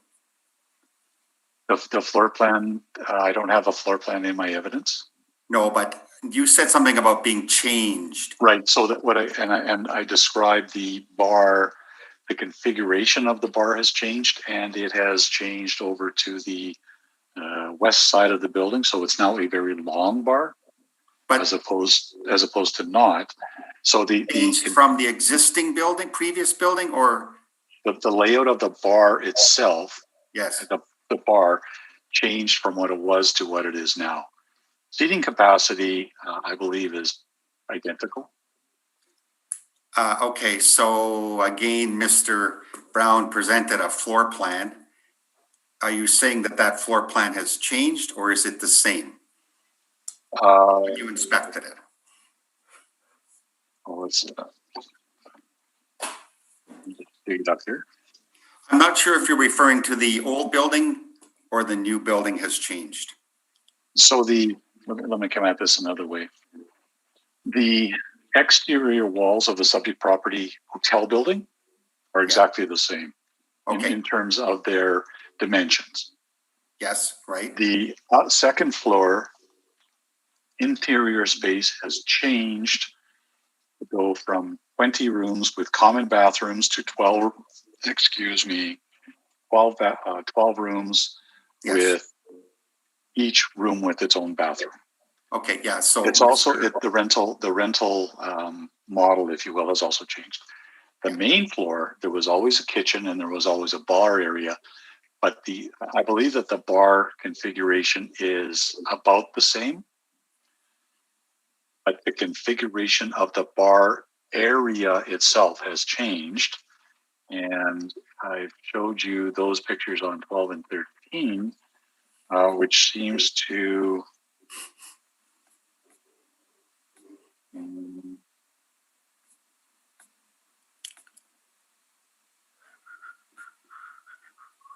so those are the same pictures as the assessors presented. Okay. Well, I mean, the assessor's pictures show lounge and dining, but that's not accurate. During my inspection, the dining area was actually There was, I think, a pool table. There were some VLTs in there, so it's not just a dining area. Similarly, the VLT lounge isn't just VLTs. Everything is spread out, and now there's tables in there as well. So his page 27 isn't the physical layout. Is I would suggest is probably pretty good in terms of the bar layout. But the bar used to be, as it was described to me, because I wasn't in there before, used to be on the east side of the room and not the west side of the room as it is now. The configuration has also changed to a long bar, as you see there on our page 13. Okay. So And again, Mr. Brown's floor plan is what the current physical layout is for the main floor and the upper floor when you inspect it.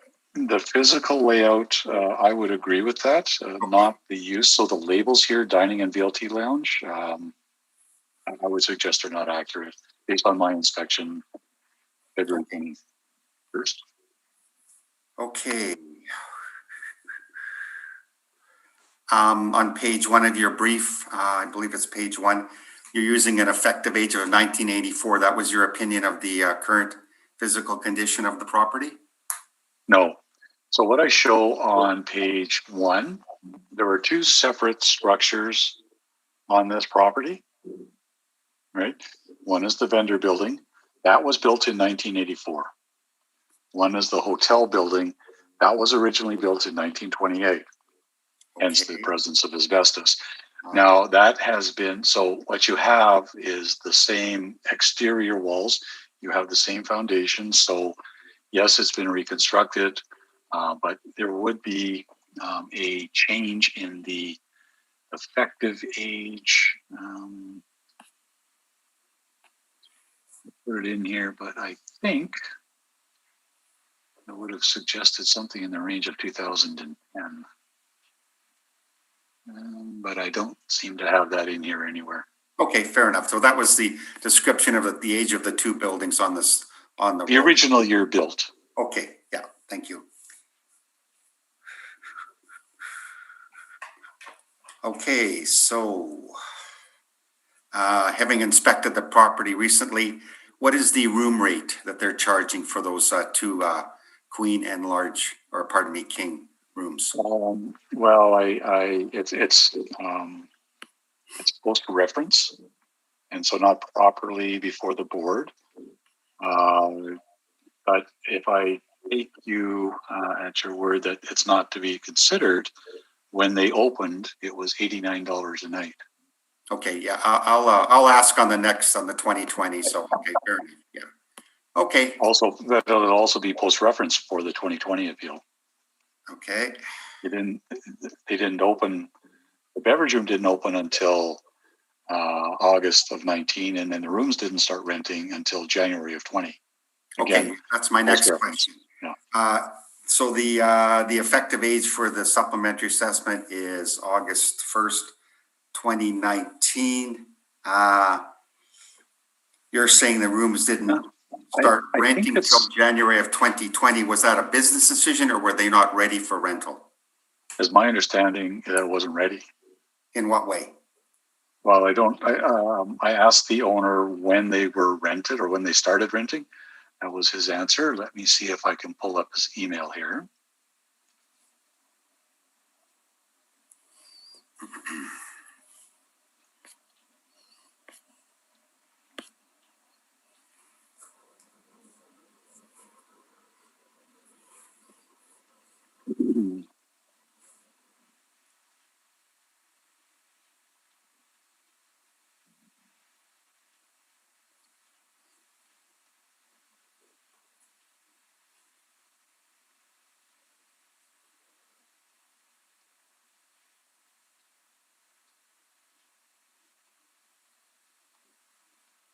So when I asked him, I said that the reported projected timeline was mid-July to open.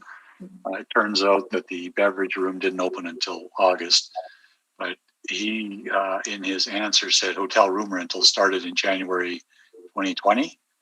He did not provide the reason for that. Okay, it might have been a business decision. I guess you can't answer that. No. Well, okay, so if I'm owning this hotel, I'm not wanting the rooms to sit empty. That's a room, that's a revenue generating part of the business. I would never not want it to open and generate revenue if it could be opened. Okay.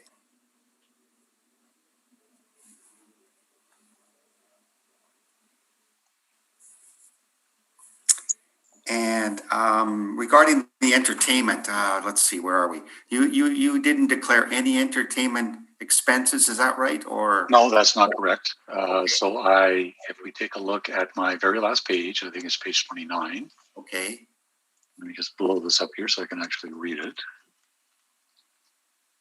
You'll see there if you look beside the description of the line items, you'll see a number. So those are lines, so that's line 14. got it. And as you go across, you'll see the actual expenses for 12, 13, 14, and 15. You'll see the 3-year average from 13 to 15, and you'll see the stabilized expense that I've applied, and that's in the blue shaded area. Got it. So I've applied 13,392. That's the 3-year average. Now, as I was going through this information, I indicated to you that for this hearing, I did not go through the exercise of determining what a cost to hire a band only for Friday and Saturday nights would be. I'm telling you, based on my knowledge of other operations, it's going to be way more than $1,000 a month, which is about what we've stabilized at. Okay, upon your inspection, did you confirm what the current owner is doing for entertainment? Weekends only, occasional? It as a result of current conditions, it is shut down. When I inspected it, the building was completely vacant. It was quite chilly in there because the heat is obviously turned down. Beverage room is not operational. The rooms are completely vacant. Okay. And obviously no food service. Okay, so the picture you've shown in your presentation on page 13. Okay. It's showing an empty band stage. Yeah. So when were these pictures taken? When I inspected the property on, I believe it was June 21st, 2021. Okay. Those are the pictures that I took. Okay. And so there's no band equipment there or anything. So I would disagree with you. You'll see, as you look at the bottom of page 13, you'll see microphone stands there. Okay, that could be a permanent fixture. Nothing to do with the band. No. So I can tell you that microphone stands are never permanent fixtures. There is also lighting there on the right-hand side, and you will see they call them monitor speakers right on the left-hand side sitting on the stage. I see and that. as we look at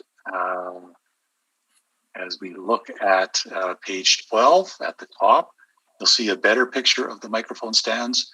You'll see there the tripod legs. These are not fixtures. They are not permanently affixed. And you'll see there again with the triangular legs, the lighting similarly is not affixed to the floor. They are movable and changeable as needed. Okay. So my question to you is, did the owner provide you with information on how often? Would it be on weekends only? Would it be during the week? What was the I don't have that information from the owner.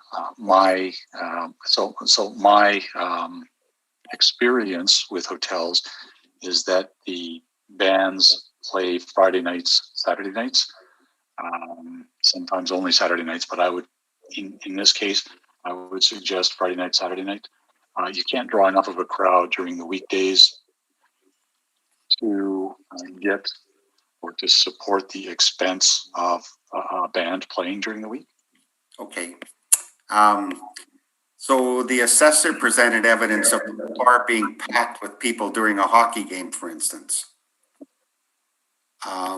Well, again, you're asking me questions about the assessor's evidence.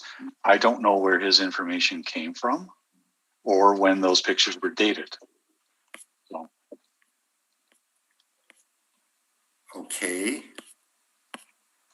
So you're suggesting that there's a startup period required for this hotel. Yeah. Would this be considered a local hotel that people in the area and probably workers in the St. James industrial area would have frequented in the past, and would it be fair to say they would be waiting for that hotel to reopen and come back to it as their local bar? No. So I actually, when I went through there, I went through with the, I'll call him the bar manager, who was in charge of this. And I talked to him about the clientele, and it's a very different clientele that they were trying to reach.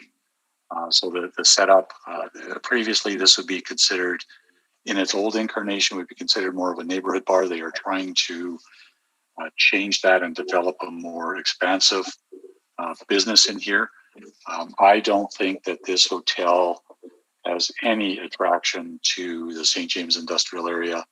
I'm just going out for a beer after work in that area. They're going to go to a Moxie's, they're going to go to a Hooters, that sort of thing. They're not going to come to this location. I just want to step back for a moment to your question about the bands. If the bands were in there more frequently than just Friday or Saturday, that would then necessarily exponentially increase your entertainment expense. You can't just chop it down. So it's a very conservative figure that we've applied here. Yeah, fair enough. Okay. Okay. All right. That is all my questions for now. Thank you very much. Thank you. Ms. Anderson, questions? I have a couple. I just want to piggyback on what Robert was asking. So the configuration, harkening back to the configuration of the lounge and the VLT area, was there an increase in the number of VLTs? Did that go up or down? No. So the Liquor and Gaming Commission sets the number of VLTs by shareholder agreement. It's not a right, it's not an asset of the business. It is a shareholder agreement, can be taken away like that. And the number of machines can be adjusted depending on the business and depending on other considerations like the Shark Club opening up, for example, affected previous allocations. Now, having said that, the number of VLTs in this facility are, as I understand it, the same at 20 a day as they were previously. And the configuration or layout within the building, I think, might be slightly different. That doesn't impact, in my view, in terms of the potential income derived from that. If you are not generating an income that the Green Gaming considers appropriate, they're going to take away machines and they'll allocate them to somebody else. In terms of the dining, there is no, this is not a destination dining room. There is food service available for the bar patrons. There are places for them to eat there. You could just as easily set their drinks down there. So between the bar and the tables in there and the VLT is being spread out. There's also pool tables in there. So it's not, the gaming is not limited to VLT. So they also have pool games, which is another reason for the tables to be in there to set your drinks on while you're playing those games. That's a long way of answering, I think, same number of VLTs. Okay, interesting. Okay, thank you. Also, my question would be, you spent a lot of time talking about the configuration going from the previous configuration to the long bar. And does that affect the value? Does that affect the income as you see it? Actually, my projection would have been more pessimistic without that reconfiguration. It was configured previously as a sort of a a neighborhood gathering place. They're trying obviously to expand their attractiveness. They're trying to increase their business, trying to expand the business for the beverage room. Now, we don't know exactly what's going on because they're starting from zero for both supplementary assessments. The reconfiguration is in my view, more modern. They've gone to a long bar where people can stand and talk and set their drinks down. The seating capacity hasn't changed. Now, I got to tell you that there's a difference between their licensed capacity and their actual real world seating capacity is quite different, both previously and today. So it was the same previously as it is now, but they can't put the number of chairs in there that would accommodate the licensed capacity for this structure. So it's a finite space. They have reconfigured it to try and be more attractive, to attract a younger crowd. It remains to be seen what success they'll have. Okay, thank you. And I think that's all my questions. Thank you, Mr. Chair. Thank you. So I think I'd like to get right to your reconstruction here on page 29, I guess it is.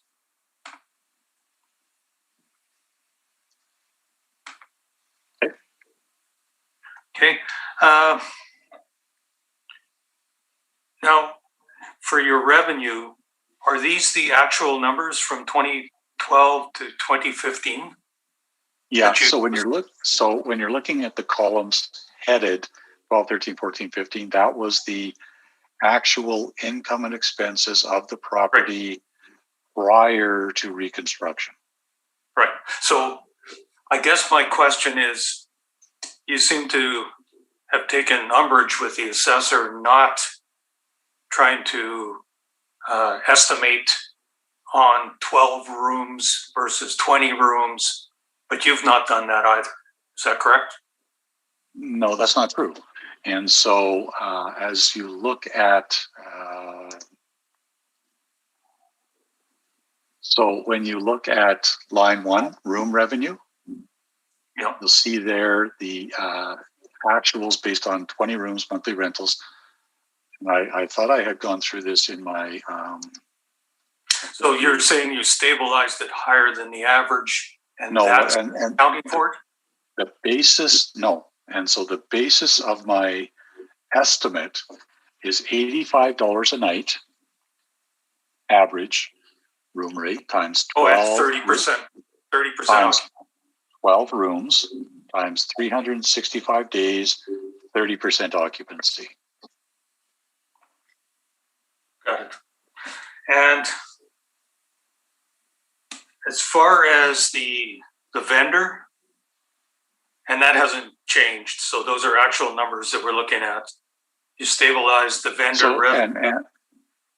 Revenue for the vendor, $2,616,083. Yeah, and that's so I took a look at the 12 to 15. The vendor operation, as I understand it, was relatively unaffected. Right. Just to extend that, and so previous decisions from the municipal board have expressed and restated a preference for utilizing a 3-year average to smooth out fluctuations. And so I have used a 3-year average for that. I got that. And then your expenses would be line 15 and 16, correct? That's for the correct. Yeah. So if I total those up, it's 237, something like that. So the profit for the vendor is around $240,000. That's absolutely standard. And so for vendors, you have a very high margin. So you're moving a lot of product and making a little bit of money on each case of beer you sell. So it's high volume, low margin, right? And that's absolutely standard throughout the hotel industry, wherever there's a vendor present. So you're saying that's standard for the hotel industry. So what kind of percentage are we looking at? So typically, depending on not depending on the volume of beer you move, typically I've found the vendor cost is about 86.5%. They fluctuate very slightly depending on how it's reported, but about 86.5% of your vendor revenue. And then here, your wages, you can't do anything about that because it's a separate building. You can't double up with bar staff. If the vendor is located within the hotel operation, as it is in some other locations, sometimes the bar staff can cover off some shifts. Sometimes the bar staff can cover off that, depending on the timing of it and the business of the beverage room. But in this case, that's not possible because it's in a standalone building, and you can't have an empty vendor and waiting for somebody to come and open it up to serve a case of beer. Got to be open, got to be staffed. So you're saying 8 to 10% profit is quite reasonable for this department? I haven't done the mathematics, but that's not at all out of line with hotel operations for vendors, for the income stream associated with the vendor operation. Okay. And would you classify this property as more of a boutique hotel now? No, I would say it's a hybrid. I think it's a hybrid between an economy hotel, given the rooms, and a beverage hotel. It's something of a hybrid. It doesn't have the characteristics of a true economy hotel. It doesn't give you a little breakfast bar or the free breakfast as you're traveling. I don't think this is open for breakfast, period. So the food revenues that you're generating out of here are going to be limited probably to lunch hours, and then from end of work on to closing. So it doesn't fit the characteristics of any one type of hotel. I think it's kind of a hybrid. Okay. A boutique hotel would be something like the Alt. That's a boutique hotel, or the Mariage. And I'm not certain if it's still in operation, but it would be considered a boutique hotel. Okay. And I'm not sure what bearing it would have on it, but you mentioned lunch hours and whatever. So do you know whether there's plans to have any sort of other entertainment at lunch hours and things like that? Which are normal? I don't believe that this business model contemplates female entertainment at lunchtime. Okay. And is there any restrictions on that? Do you need a special permit? Well, I don't believe so, but if you look at the configuration of the stage area, it just doesn't, it's not amenable to that. The stage is actually very particularly designed for bands when you look at it. And I've gone through the pictures already with Mr. Etchings.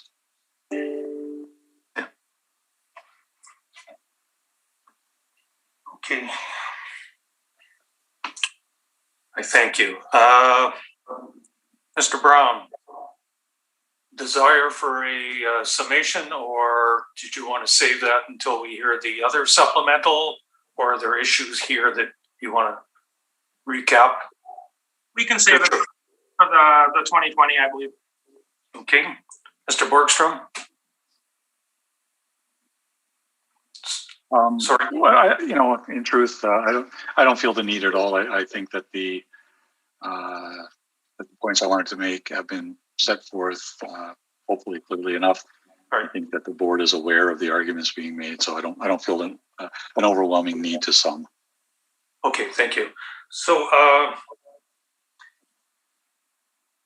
that will deal with that particular item. So we can move on to item 2. And I think you specified that a lot of your questioning is going to be asked and answered for that.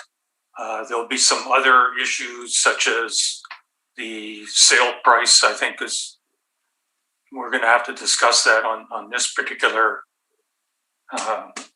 supplemental, but otherwise, am I correct in assuming that a lot of it is going to be presented in the sort of same question and answering by both parties? I'm just trying to get an idea of a sense of how long this particular one should take. And I'm not going to speak for Mr. Brown, but no, almost all of my questions. I've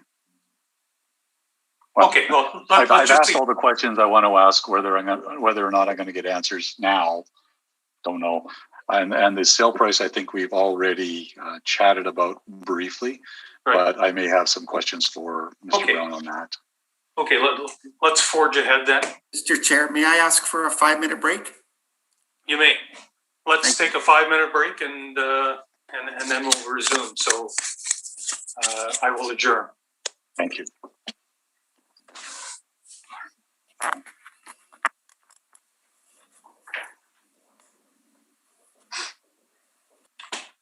Okay, I will call the hearing back to order.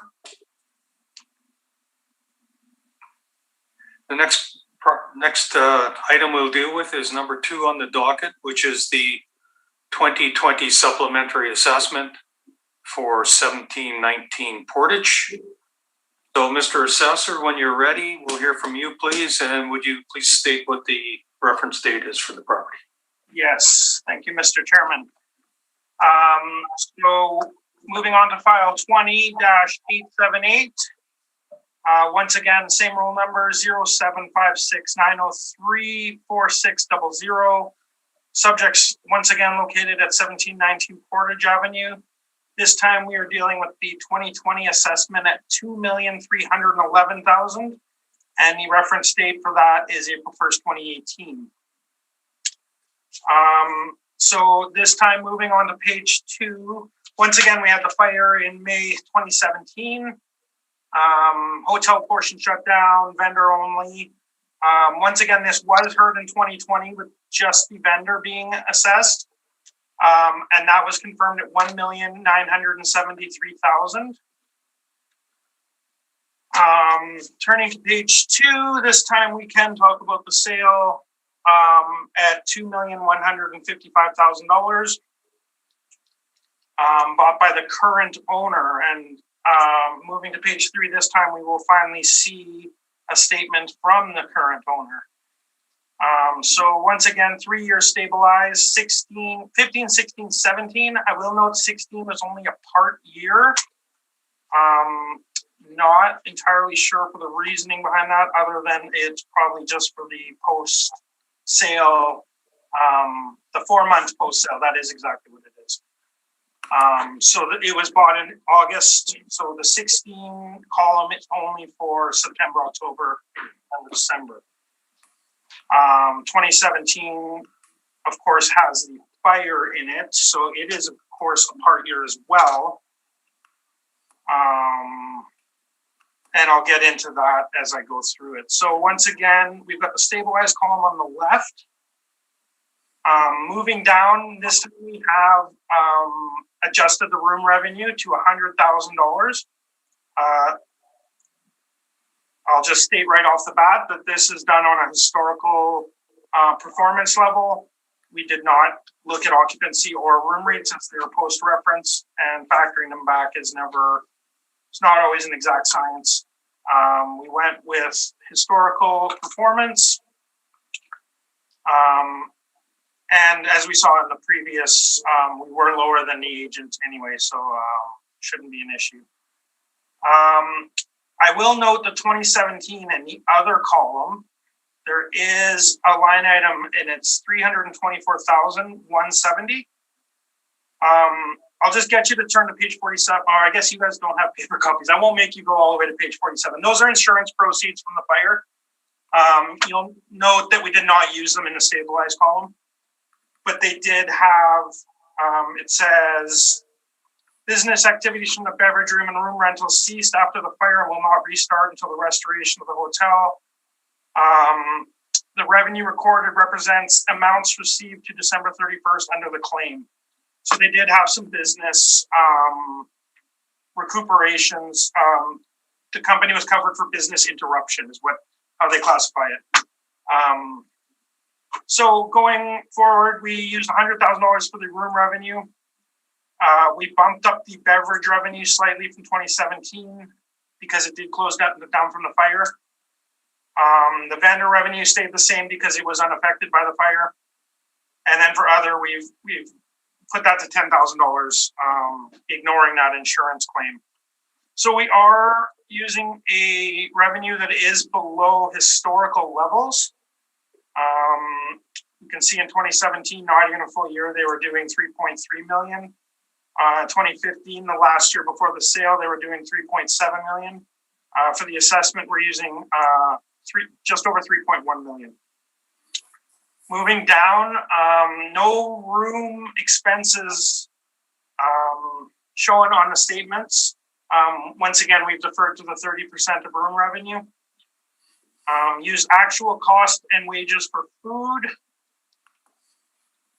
and which are the same as 2017.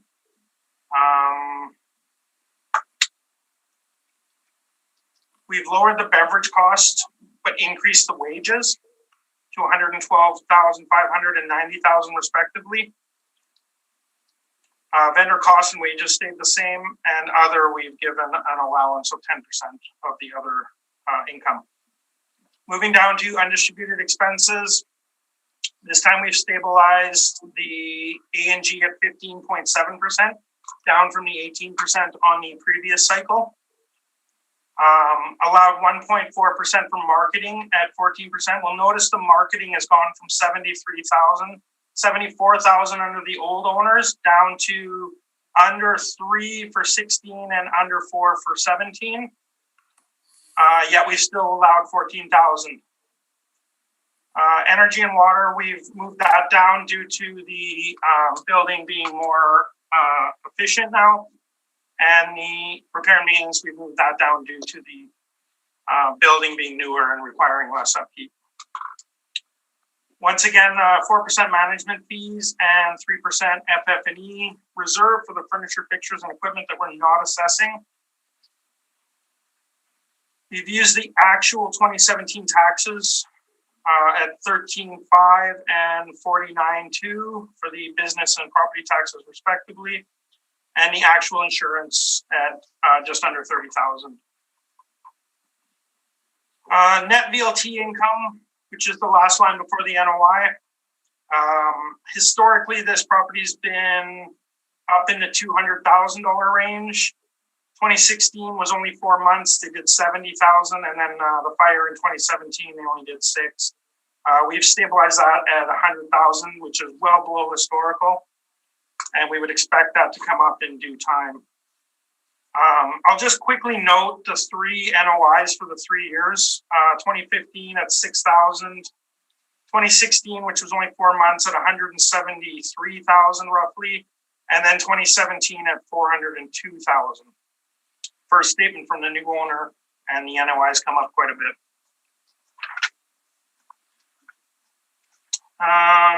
Most of the rest of the brief you guys have seen. I will just note the financials start on page 32. So if you guys could turn to page 32, this statement was received May 3rd, 2018. And if we look on page 33, it was filled out April 18th, 2021.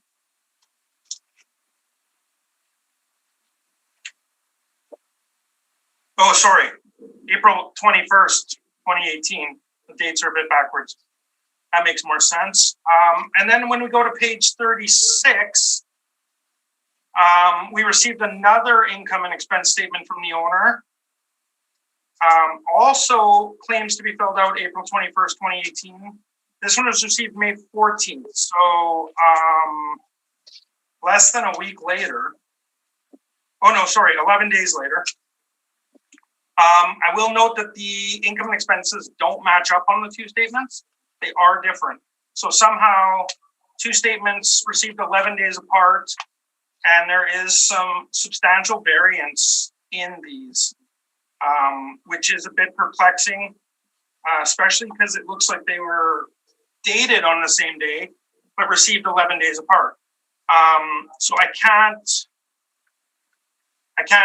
don't know what happened there. Substantially different. And then turning to page 41 is the financial statements that were received on May 3rd with that first set of financials. Once again, slightly different from the previous two statements. So we have three sets of statements for the same year that all show different things. We've relied on the financials. We deem them to be the most accurate. I will note on page 47, that's where it shows the insurance proceeds that I had mentioned earlier in my income workup at the bottom of page 47. And I will note at the top of page 47, they do have a net book value of $2.6 million, which is below the assessment. Based on that, we asked that the assessment be confirmed at $2,311,000. Thank you. Thank you.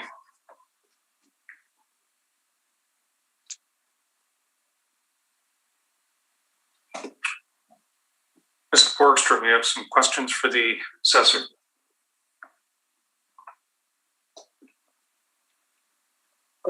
Actually, I do, yes, thank you.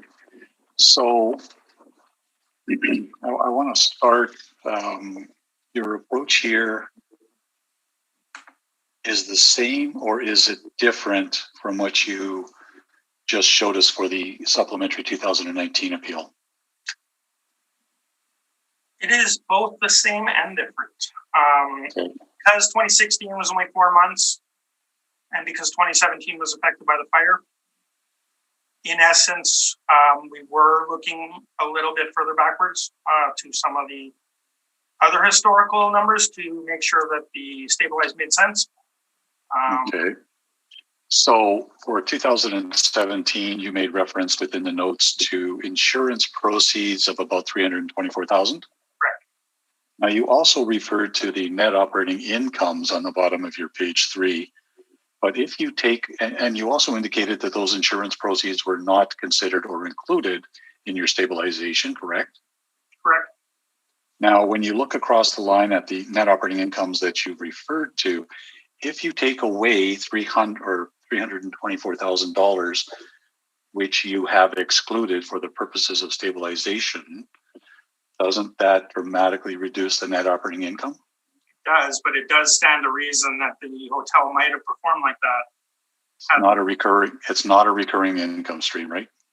No, but it does supplement the lost income for part year being lost due to the fire.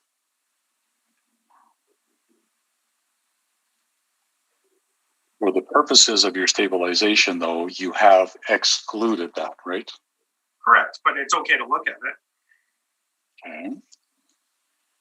Now, you've used $100,000 for VLT income. Now, can you tell me how that's arrived at?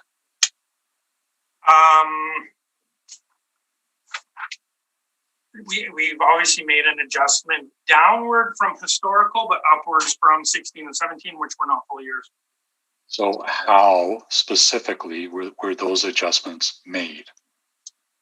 I believe we used roughly 3% of total income. 3% of total income. Is that the same approach you used for the previous appeal for 2019 supplementary? No, we had cleaner data throughout the 3 years for the previous appeal.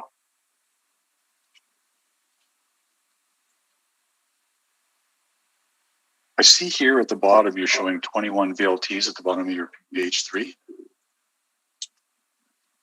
Correct. They did. It looks like they did gain a VLT between the two statements. And that is coming from the information they presented on page 32 of my brief. VLT summary, total number of VLTs, they've indicated 21. You know how many are in there today? That would be post-reference. Physically, how many are in there today? Still post-reference.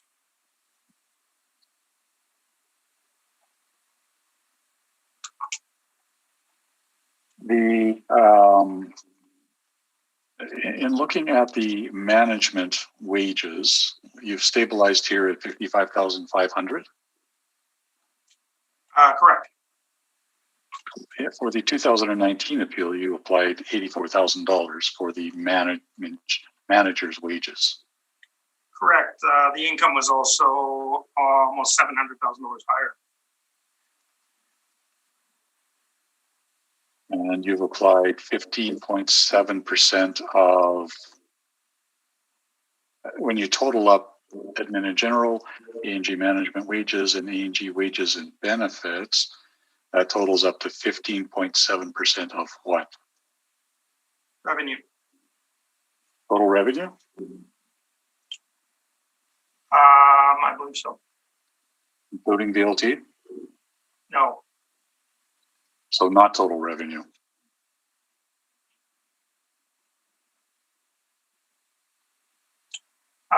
Well, less vendor cost. Okay. Total revenue, less vendor costs, including VLT or no? Including VLT. Okay.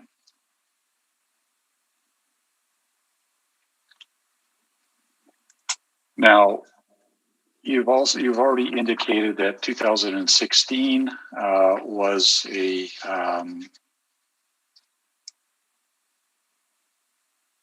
for a period of 4 months only, correct? Correct. So a partial year of only 4 months, is that something that you should reasonably rely upon?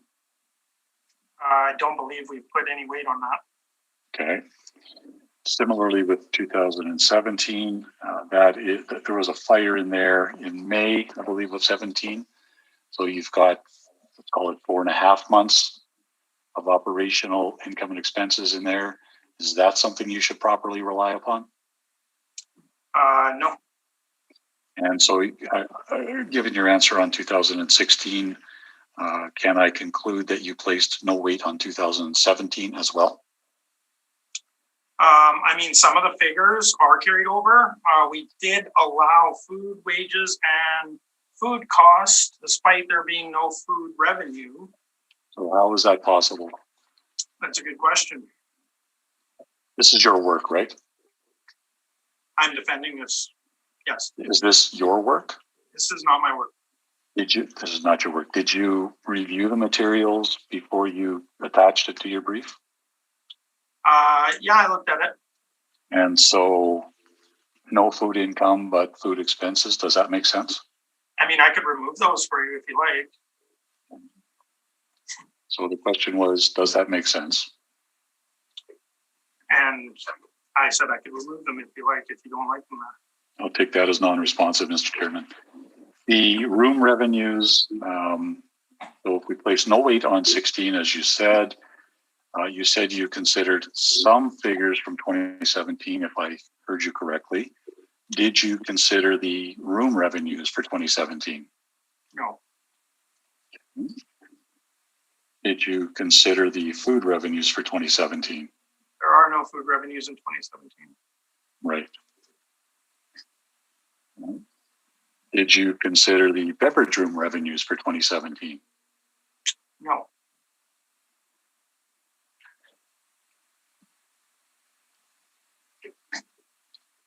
And vendor operation remains relatively unaffected, so as if it was ongoing, right?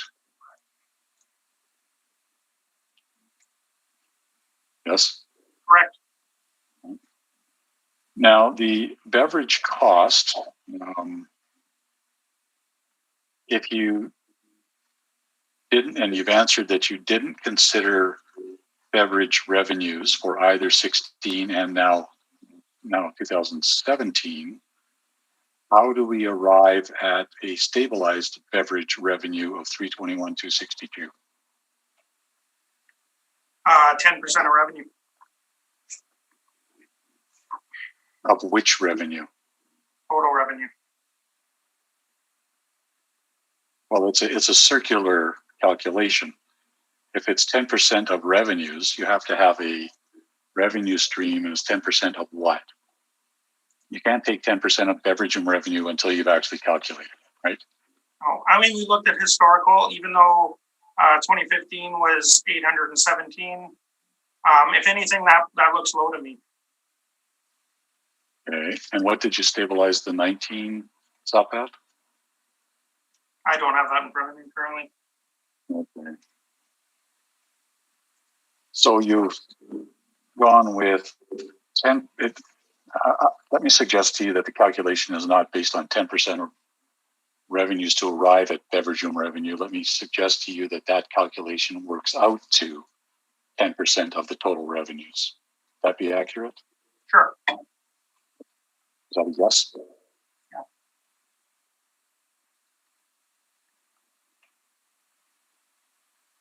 So beverage room costs and beverage room wages, you're projecting 10% of revenues.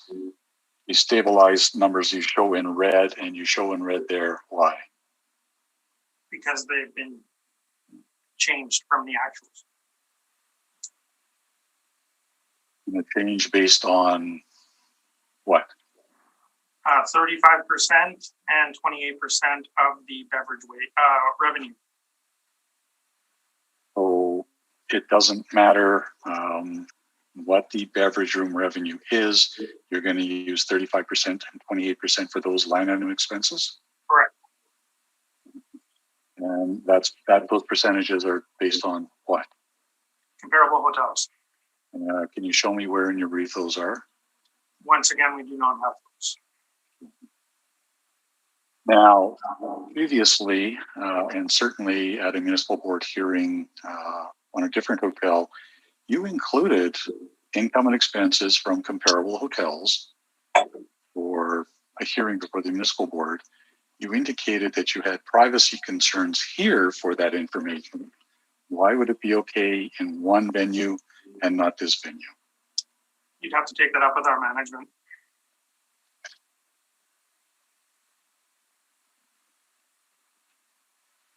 Now, marketing, here we've applied $14,000, right? Correct. And that's based on the actual 15? No, it's 1.4% of revenue. Of revenues. So in the previous one, you applied $31,000. Why would you chop it in half again? Once again, A, we don't compare assessments, and B, I don't have that in front of me. Assessment comparable. I'm looking at how you've stabilized the revenues and expenses. It's comparing two separate assessments. However, the income is down. Now, and people are spending less on marketing. Let's move on. You indicated that you reduced the energy and water and the repair and maintenance to reflect the fact that it's a newer structure, right? Right. But you didn't do that previously. Right.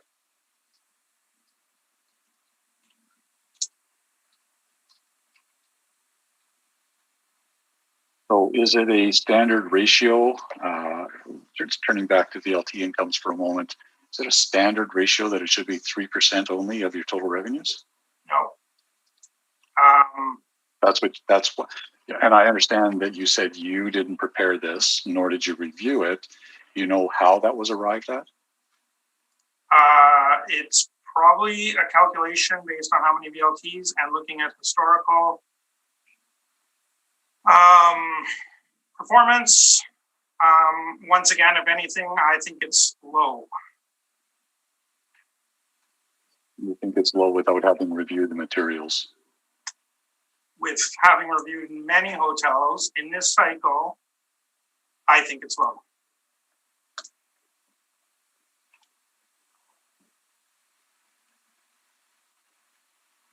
Now, in terms of your room revenues, you indicated that that's not based on any calculation of rates or occupancy projections. Rather, it's just based on the previous monthly rentals based on 20 rooms? Correct. Those are my questions. Thank you. Thank you. Mr. Hutchings, questions for the assessor? Yes, thank you, Mr. Chair. Mr. Brown, going to page 13 of showing the photos of the subject property. Do you know what date those photos were taken? I believe they're all taken in 2019 or early 2020. I did try and look. I found a couple of them and they were 2019 or early 2020, obviously pre-pandemic. Yeah, okay, yeah. Okay, and then is there a sales questionnaire included in your brief? It's not in my brief. I did look at it.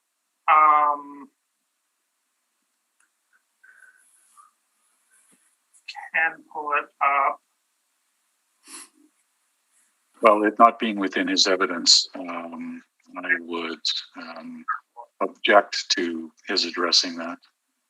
Well, I'm not sure that that would be something that isn't admissible. If Mr. Hutchings asks some questions regarding the validity of the sale, he can speak to it. I will give you an opportunity to rebut it if there's something you think is not appropriate.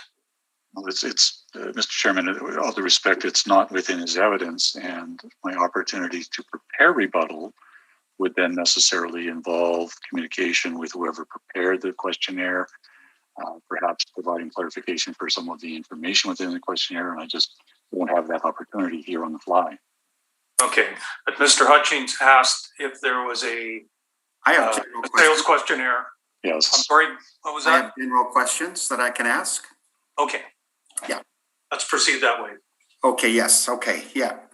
Okay, Mr. Brown, did somebody take a look at the sale of the property? We did look at the sale of the property. Okay, was it considered arm's length? It was considered arm's length. Okay, it was listed through a real estate agent? That I don't know. No, that I don't know. Okay, fair enough. I know the current owner moved from British Columbia and bought the hotel. Okay, and the sale is documented at $2,155,000 on August 4th, 2016. Is that right? That's correct. Okay. So the total sale was at 3.6, and they've indicated $1 million of goodwill. So the total sale was 3.6 and goodwill at 1 million? Yes. Okay. Even though that doesn't add up. No, but close. But the sworn value into consideration is at 2.155. Okay. And then the property did suffer a fire. I think what you also stated in your workup was that the current owner had income loss insurance, and you said that that would be projected to be an indication of some income value. Is that right? Or expense maybe? Yeah, we would never rely on that, but it would be an indication, yes. Okay. Now, how much was the permit to rectify the fire? That is contained on page 26. They indicate 3.4 million. Okay, any indication, that was a declared value, any indication of actual money spent on the renovation? Well, the owner quoted in the free press states closer to touching 6 million in renovations. And now that would include new beds, new TVs, which aren't accessible. Okay. New linen, new glassware. So of course that's going to be a lot higher than the actual permit value. Yeah, okay. Yeah, okay.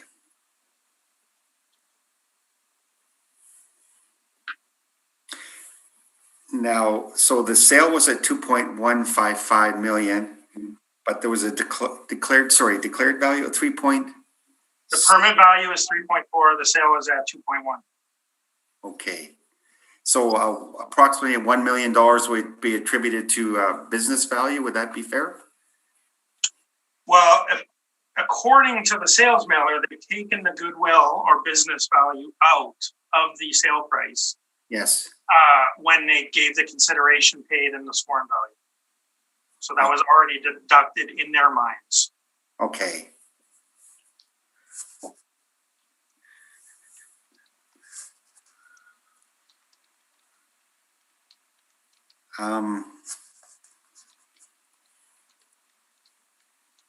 On page 31, no, the 2017 NOI on your workup. Yes. Now, was that on their declaration or was that your workup? Sorry, So on my page 3 shows the 2017 with the insurance proceeds. And insurance proceeds are explained on my page 47, which is the last page of the brief. okay. There is, in the financials, there is a section that deals with that and explains what it is. Okay, so that, yeah, sorry, page 3, the NOI is $403,000 approximately, but that included that insurance. Correct. And some of the expenses could have been low for that year because they weren't open. So you have to take that, I'll agree, you do have to take that with a grain of salt, but it is an indication that the newer owner is maybe running a smoother operation. Yeah, okay.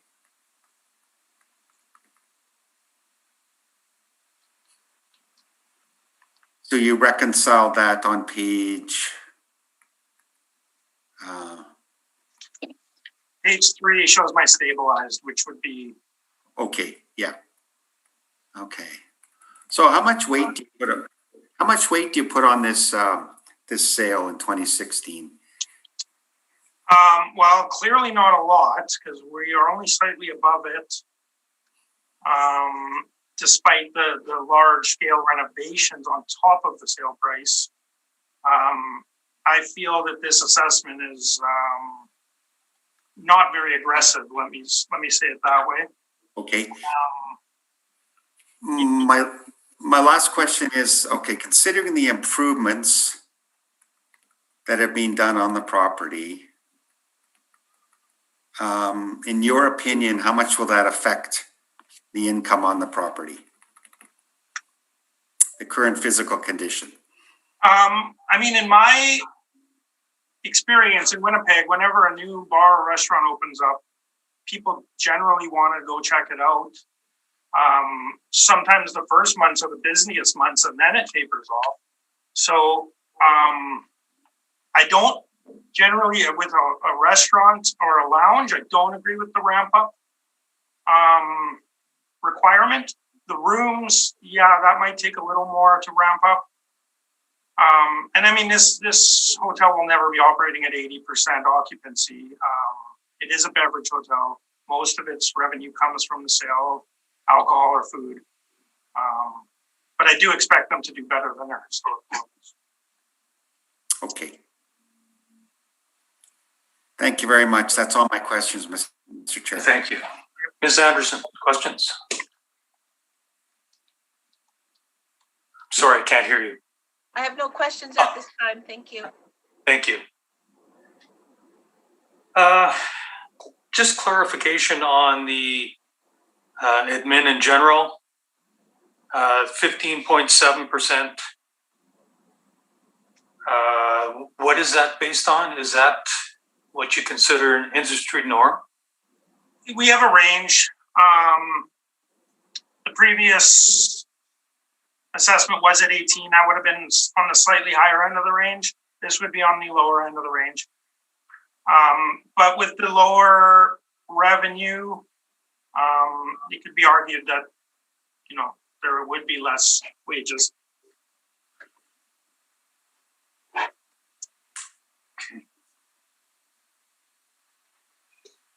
But it's physically. But it's also a sliding. When you're busier, you need more help. When you're not as busy, you need less help. Okay.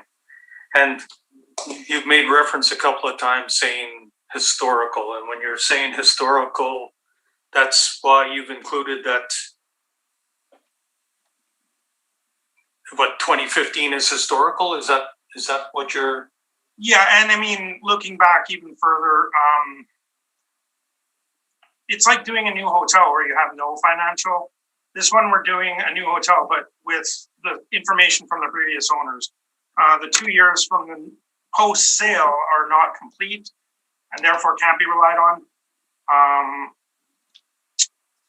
These are technically hypothetical numbers, but we do have the luxury of looking at the old owner's performance and at least extrapolating off that.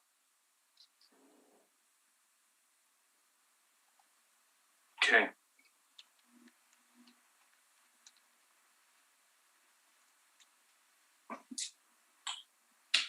All right, thank you. Thank you.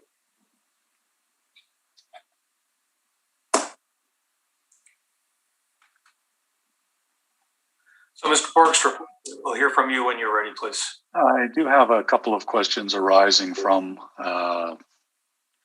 Hutchings, actually, questions. First of all, with respect to the photographs that you're showing on your page 13, and Mr. Hutchings asked about the pictures on page 13. You weren't quite sure the dates, but you thought it was 2019 or early 2020 for the picture that's shown there, correct? Yeah, I can look it up again. So that is, that's taken from the hotel's website? Google. So the restaurant's called 1928 Eatery and Pub. And if you Now? Yes, it did start out as bar stools. And they did rebrand. I don't know the reasoning for that, other than perhaps some copyright issues, because that is very close to some websites that are pretty popular. Yeah, no, it looks like these are October. There is some from October 2020, but some of them are from 2019 too. October 2020, you know if the bars were closed then?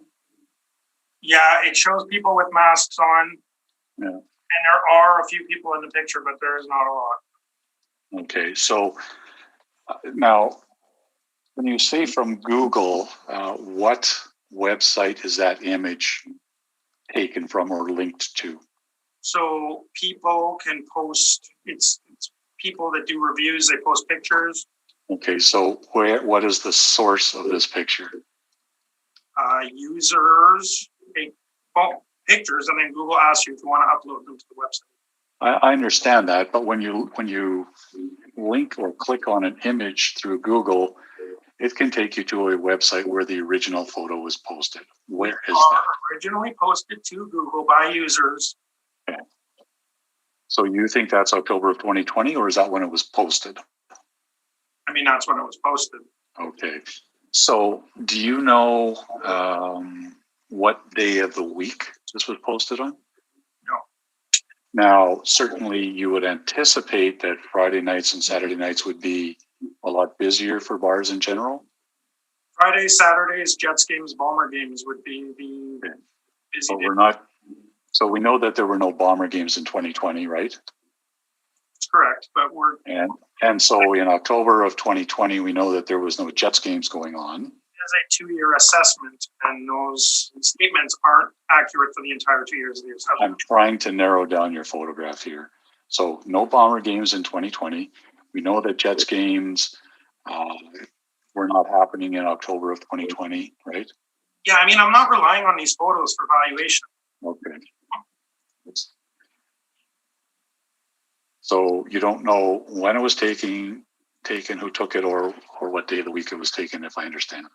Correct. The photos are to show the current state of the hotel that's in its post-renovated stage. Sorry, I should have been on mute. I want to turn to the sale for a moment. Or let me just back up to the permits for a moment. You showed a permit cost of about 3.5 million, right? 3.4. Right. Okay. So were you Were you aware that there was asbestos in this building? Built in 1935, I would assume there's some, yeah. Built in 1928, right? Might have been a previous variant of 1935. Possible, yeah. Okay. So do you know how much of that 3.4 million was asbestos remediation? I mean, after a fire, I would expect a lot less than pre-fire because some of it would have been cleaned up as you're taking rubble out. But no, I don't know. It wasn't. If it was a huge factor, there would have been an engineering report in the permit, and there was not any. So once you're aware that once asbestos is disturbed, it's a whole different ballgame, right? It's a lot more difficult to contain it, the environmental hazard, right? Are you talking about abatement? I'm talking about dealing with asbestos in a structure. Yeah, and that's called abatement, I believe. But this was also gutted in a fire. Right. So the fire would have disturbed everything. Certainly the firefighters would have disturbed everything. Now you've got contamination throughout the structure. That's very, very different than encapsulating something and removing asbestos from a controlled situation, right? Well, they let me in the building like 3 months out, 2 months after the fire, 3 months after the fire. It couldn't have been too bad. Because you were aware that it had asbestos, right? I would assume that it had something. Okay, and you don't know what was the cost associated with that removal? Once again, it was not contained within the permits. When it is a huge problem, Fair enough. So just turning to the sale for a moment. So hotels sell on a going concern basis, right? You're aware of that? Correct. And in fact, it is only the going concern sale price that is reliable in the market, correct? Correct. When you try and establish in your questionnaires the amounts for business value, the amounts for inventory, the amounts for FF&E, those are arrived at by a process of negotiation as between the owner and the purchaser, correct? I would assume so. It would have something to do with the lawyers and the way it's reported. Okay, and so when you are referring to the reported sale price of $2.155 million, that has nothing to do with the value of the real estate, but it's a derivation from the going concern sale price, right? Well, they've indicated the sale price was higher, and they took out the business component. You would also then exclude. So I'm not looking at what you're looking at, right? You would also exclude inventory. You would also exclude FF&E from that to arrive at real estate only, right? Correct. Does the sales questionnaire not show that? It shows goodwill at $1,080,000. Right. Out of a total of, I think you said 3 point. Yeah. 6. That takes us down to 2.6. And so you're not really sure about what the difference is between that and I think we've lost somebody here. No, I think he's showing you the. That's the breakdown. Oh, I'm sorry. Yeah. Okay, so in terms of, well, that's the financial details. Yeah, that's where it shows goodwill at. Okay. But it shows 0 for chattels or personal property, right? Correct.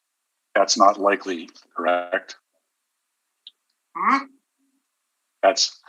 It's not likely that that's the case. There will necessarily have been both tangible. We clearly didn't chase the sale with the permit value on top of it because we're well below it. Okay.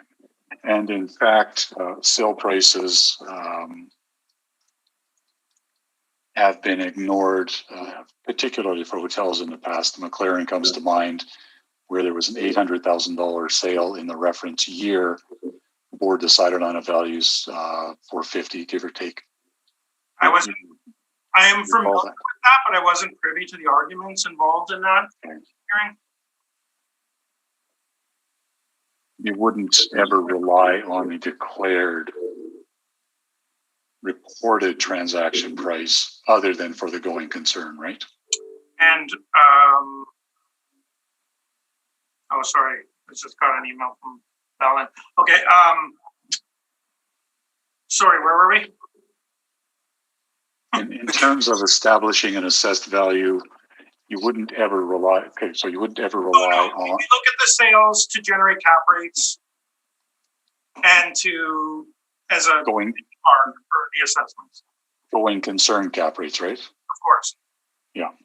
And similarly, you wouldn't rely on a cost approach for any hotel, including for new ones, right? No, of course not. But we do have a formula to remove the business value. I understand. And those are my questions. Thank you. Thank you.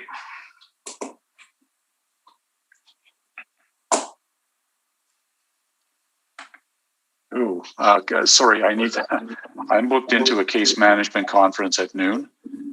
May I take one moment to respond to an email? Yes. Thank you.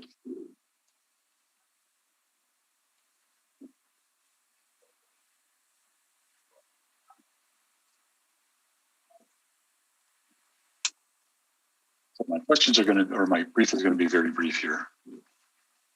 Okay, are you ready to present your evidence? I am. Just let me finish this email.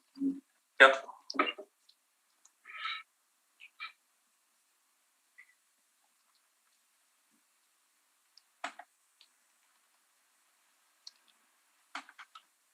Yeah, so it was actually the municipal board that called me 10 minutes ago. Okay, so our brief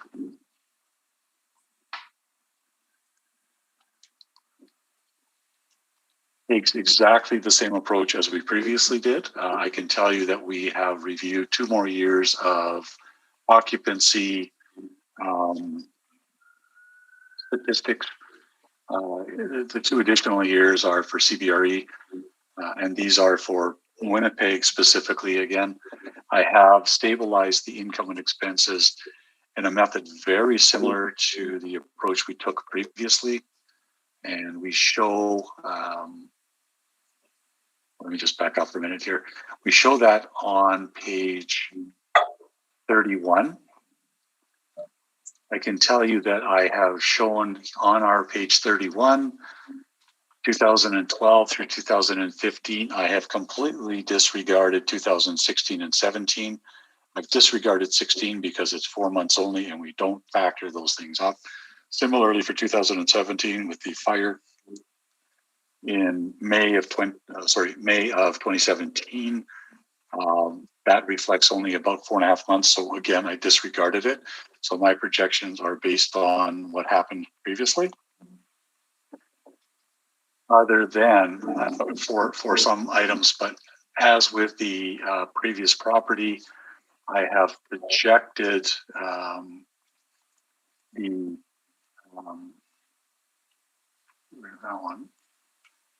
I have projected a number of the line items. So here, for the 2020 supplementary assessment appeal, I project $90 per night, 12 months a year, 365 days a year, with the same 30% occupancy rate, because we're starting from 0. Again, if we're going to amend these projections, I've chosen to make my projections based on that. If we're going to amend these, now we got to bump up the cap rate significantly to reflect that additional risk that we're not going to achieve that. Similarly, food and beverage at 50% of the 2014-15 average.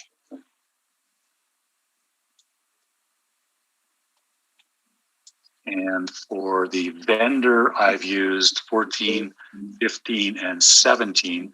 Again, 16 being only 4 months, but 17 being unaffected. So we take a look, and it's relatively consistent year over year.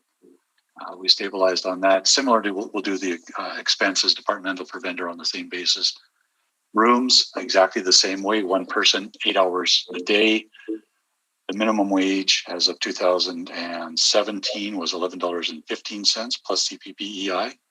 Similarly, for the food wages, one person, 8 hours a day, minimum wage, CPP-EI. Vendor cost and the wages associated with the beverage room, exactly the same way at 1/2.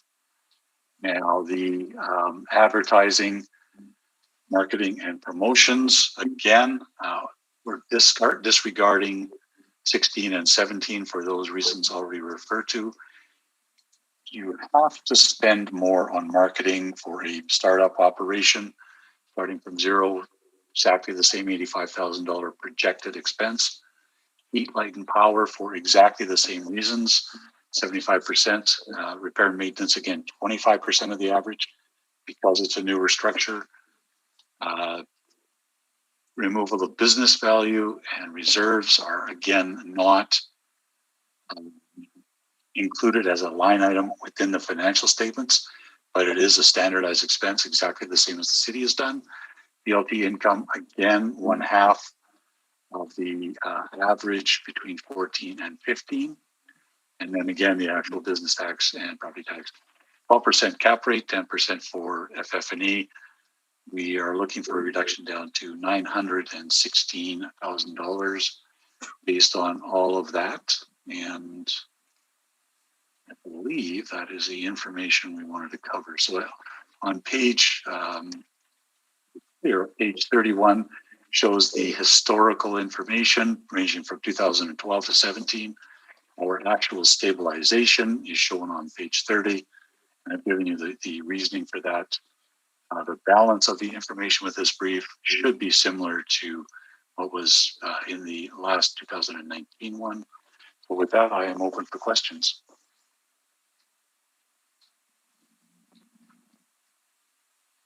Thank you.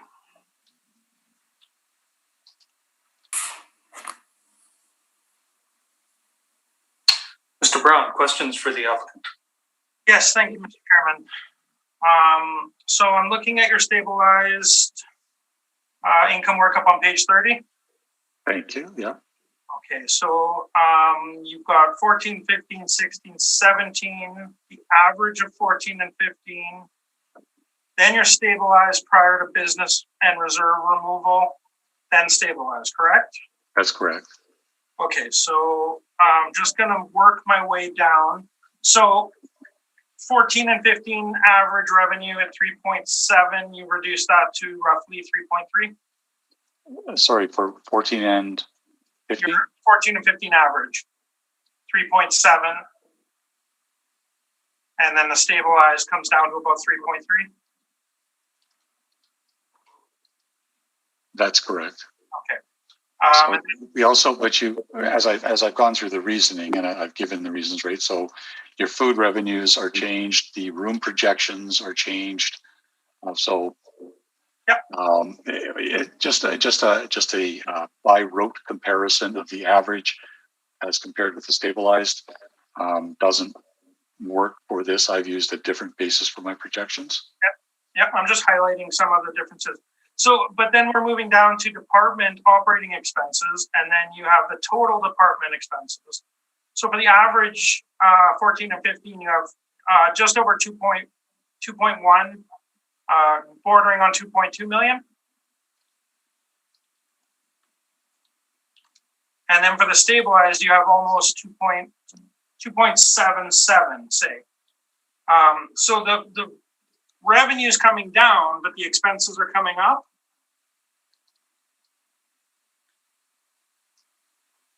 It's usually an inverse relationship. So I can again go over the basis for my departmental expenses.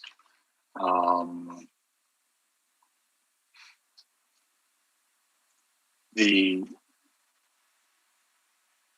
stabilized revenues are less than 14-15 average. I haven't stabilized on the basis of those revenue averages, and the expenses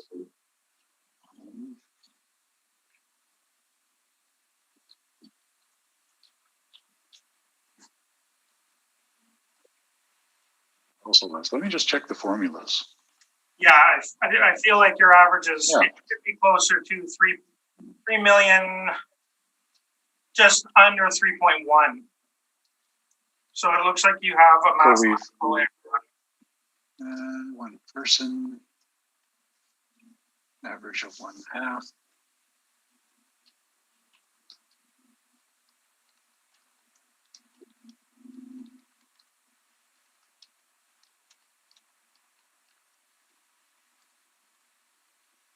Well, the figures under the stabilized column under departmental expenses is a summation of lines 9 through 30. So the calculation is mathematical done by Excel. So I don't have an answer for you. Okay, for, is it food wages? There's no percentage there. Was there a reason why you omitted that? For food wages? Yeah. Because my calculation as it was previously is based on minimum wage, 8 hours a day, plus CPP and EI.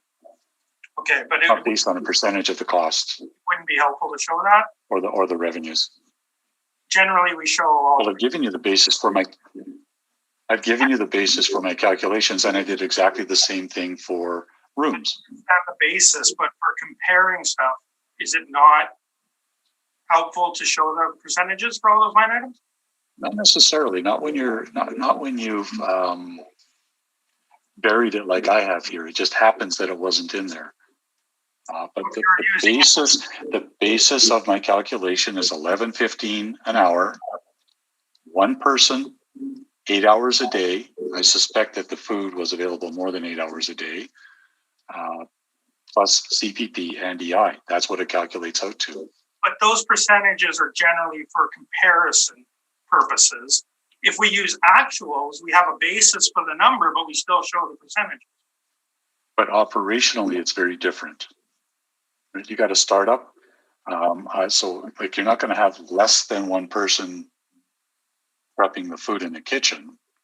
So that actually is a very conservative projection of what that wage expense would be. Okay, so moving to vendor wages, you've used the actuals, yet you haven't shown them. Because the vendor was not interrupted at all. We've gone over this. The vendor operation continued, and so the actual income and the actual costs and the actual wages should bear a very close relationship to what the property was experiencing, because that was uninterrupted. For the components within the hotel building, you've got brand new, start from scratch projections that we're making based on our best estimates. It's apples and oranges, Jason. I know, but we just generally don't omit percentages just because we have a basis for the value or for the value of the expense. We generally show them regardless. It just looks suspect, is what I'm saying. Yeah, there's nothing nefarious about it, and I've given you the basis for the calculation. I just like to look at them to compare, but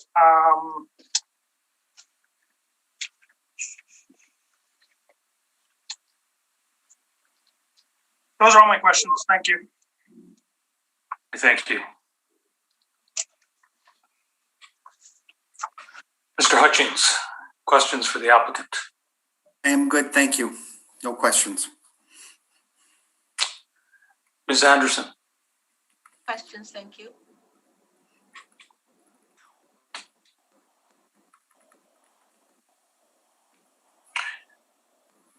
Just one, and I'm not trying to compare assessments here, but because we're dealing with the same property, it's basically the same value that you've attributed to it for a 16 reference and an 18 reference. Is that correct? So that is a mathematical coincidence. I go through a process whereby I look at each individual line item. Okay, you know what? You can stop there. Yeah. It's mathematical coincidence. Yes. Okay, thank you. Okay, and I think you stated, Mr. Brown, that you didn't require a summation. Have you changed your mind on that? I mean, I think we've been over it in enough details. All the information's been put forward, and I'll leave the decision to you guys. Thank you. Mr. Borgstrom? I second Mr. Brown. Okay, thank you very much for your presentations today. We can excuse Mr. Borgstrom. Thank you. The orders will be out in due course. And Mr. Brown, we're going to take a 5-minute recess, but we'll need you to hang around, please. Okay. Thank you. Thank you. Good afternoon. So with that, I will call a 5-minute recess here. 5-minute recess, then reconvene, then lunch, basically. We're going to take a 5-minute recess at this point and determine whether we are returning after lunch. Okay. Okay. Thank you.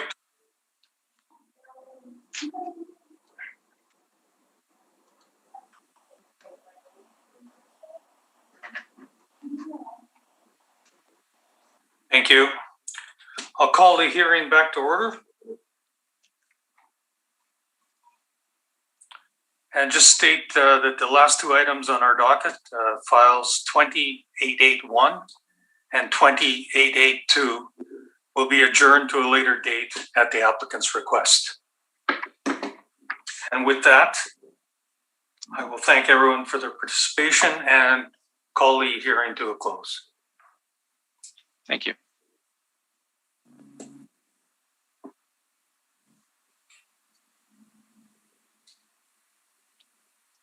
Have a good day, everyone. Thank you. You too. Thank you.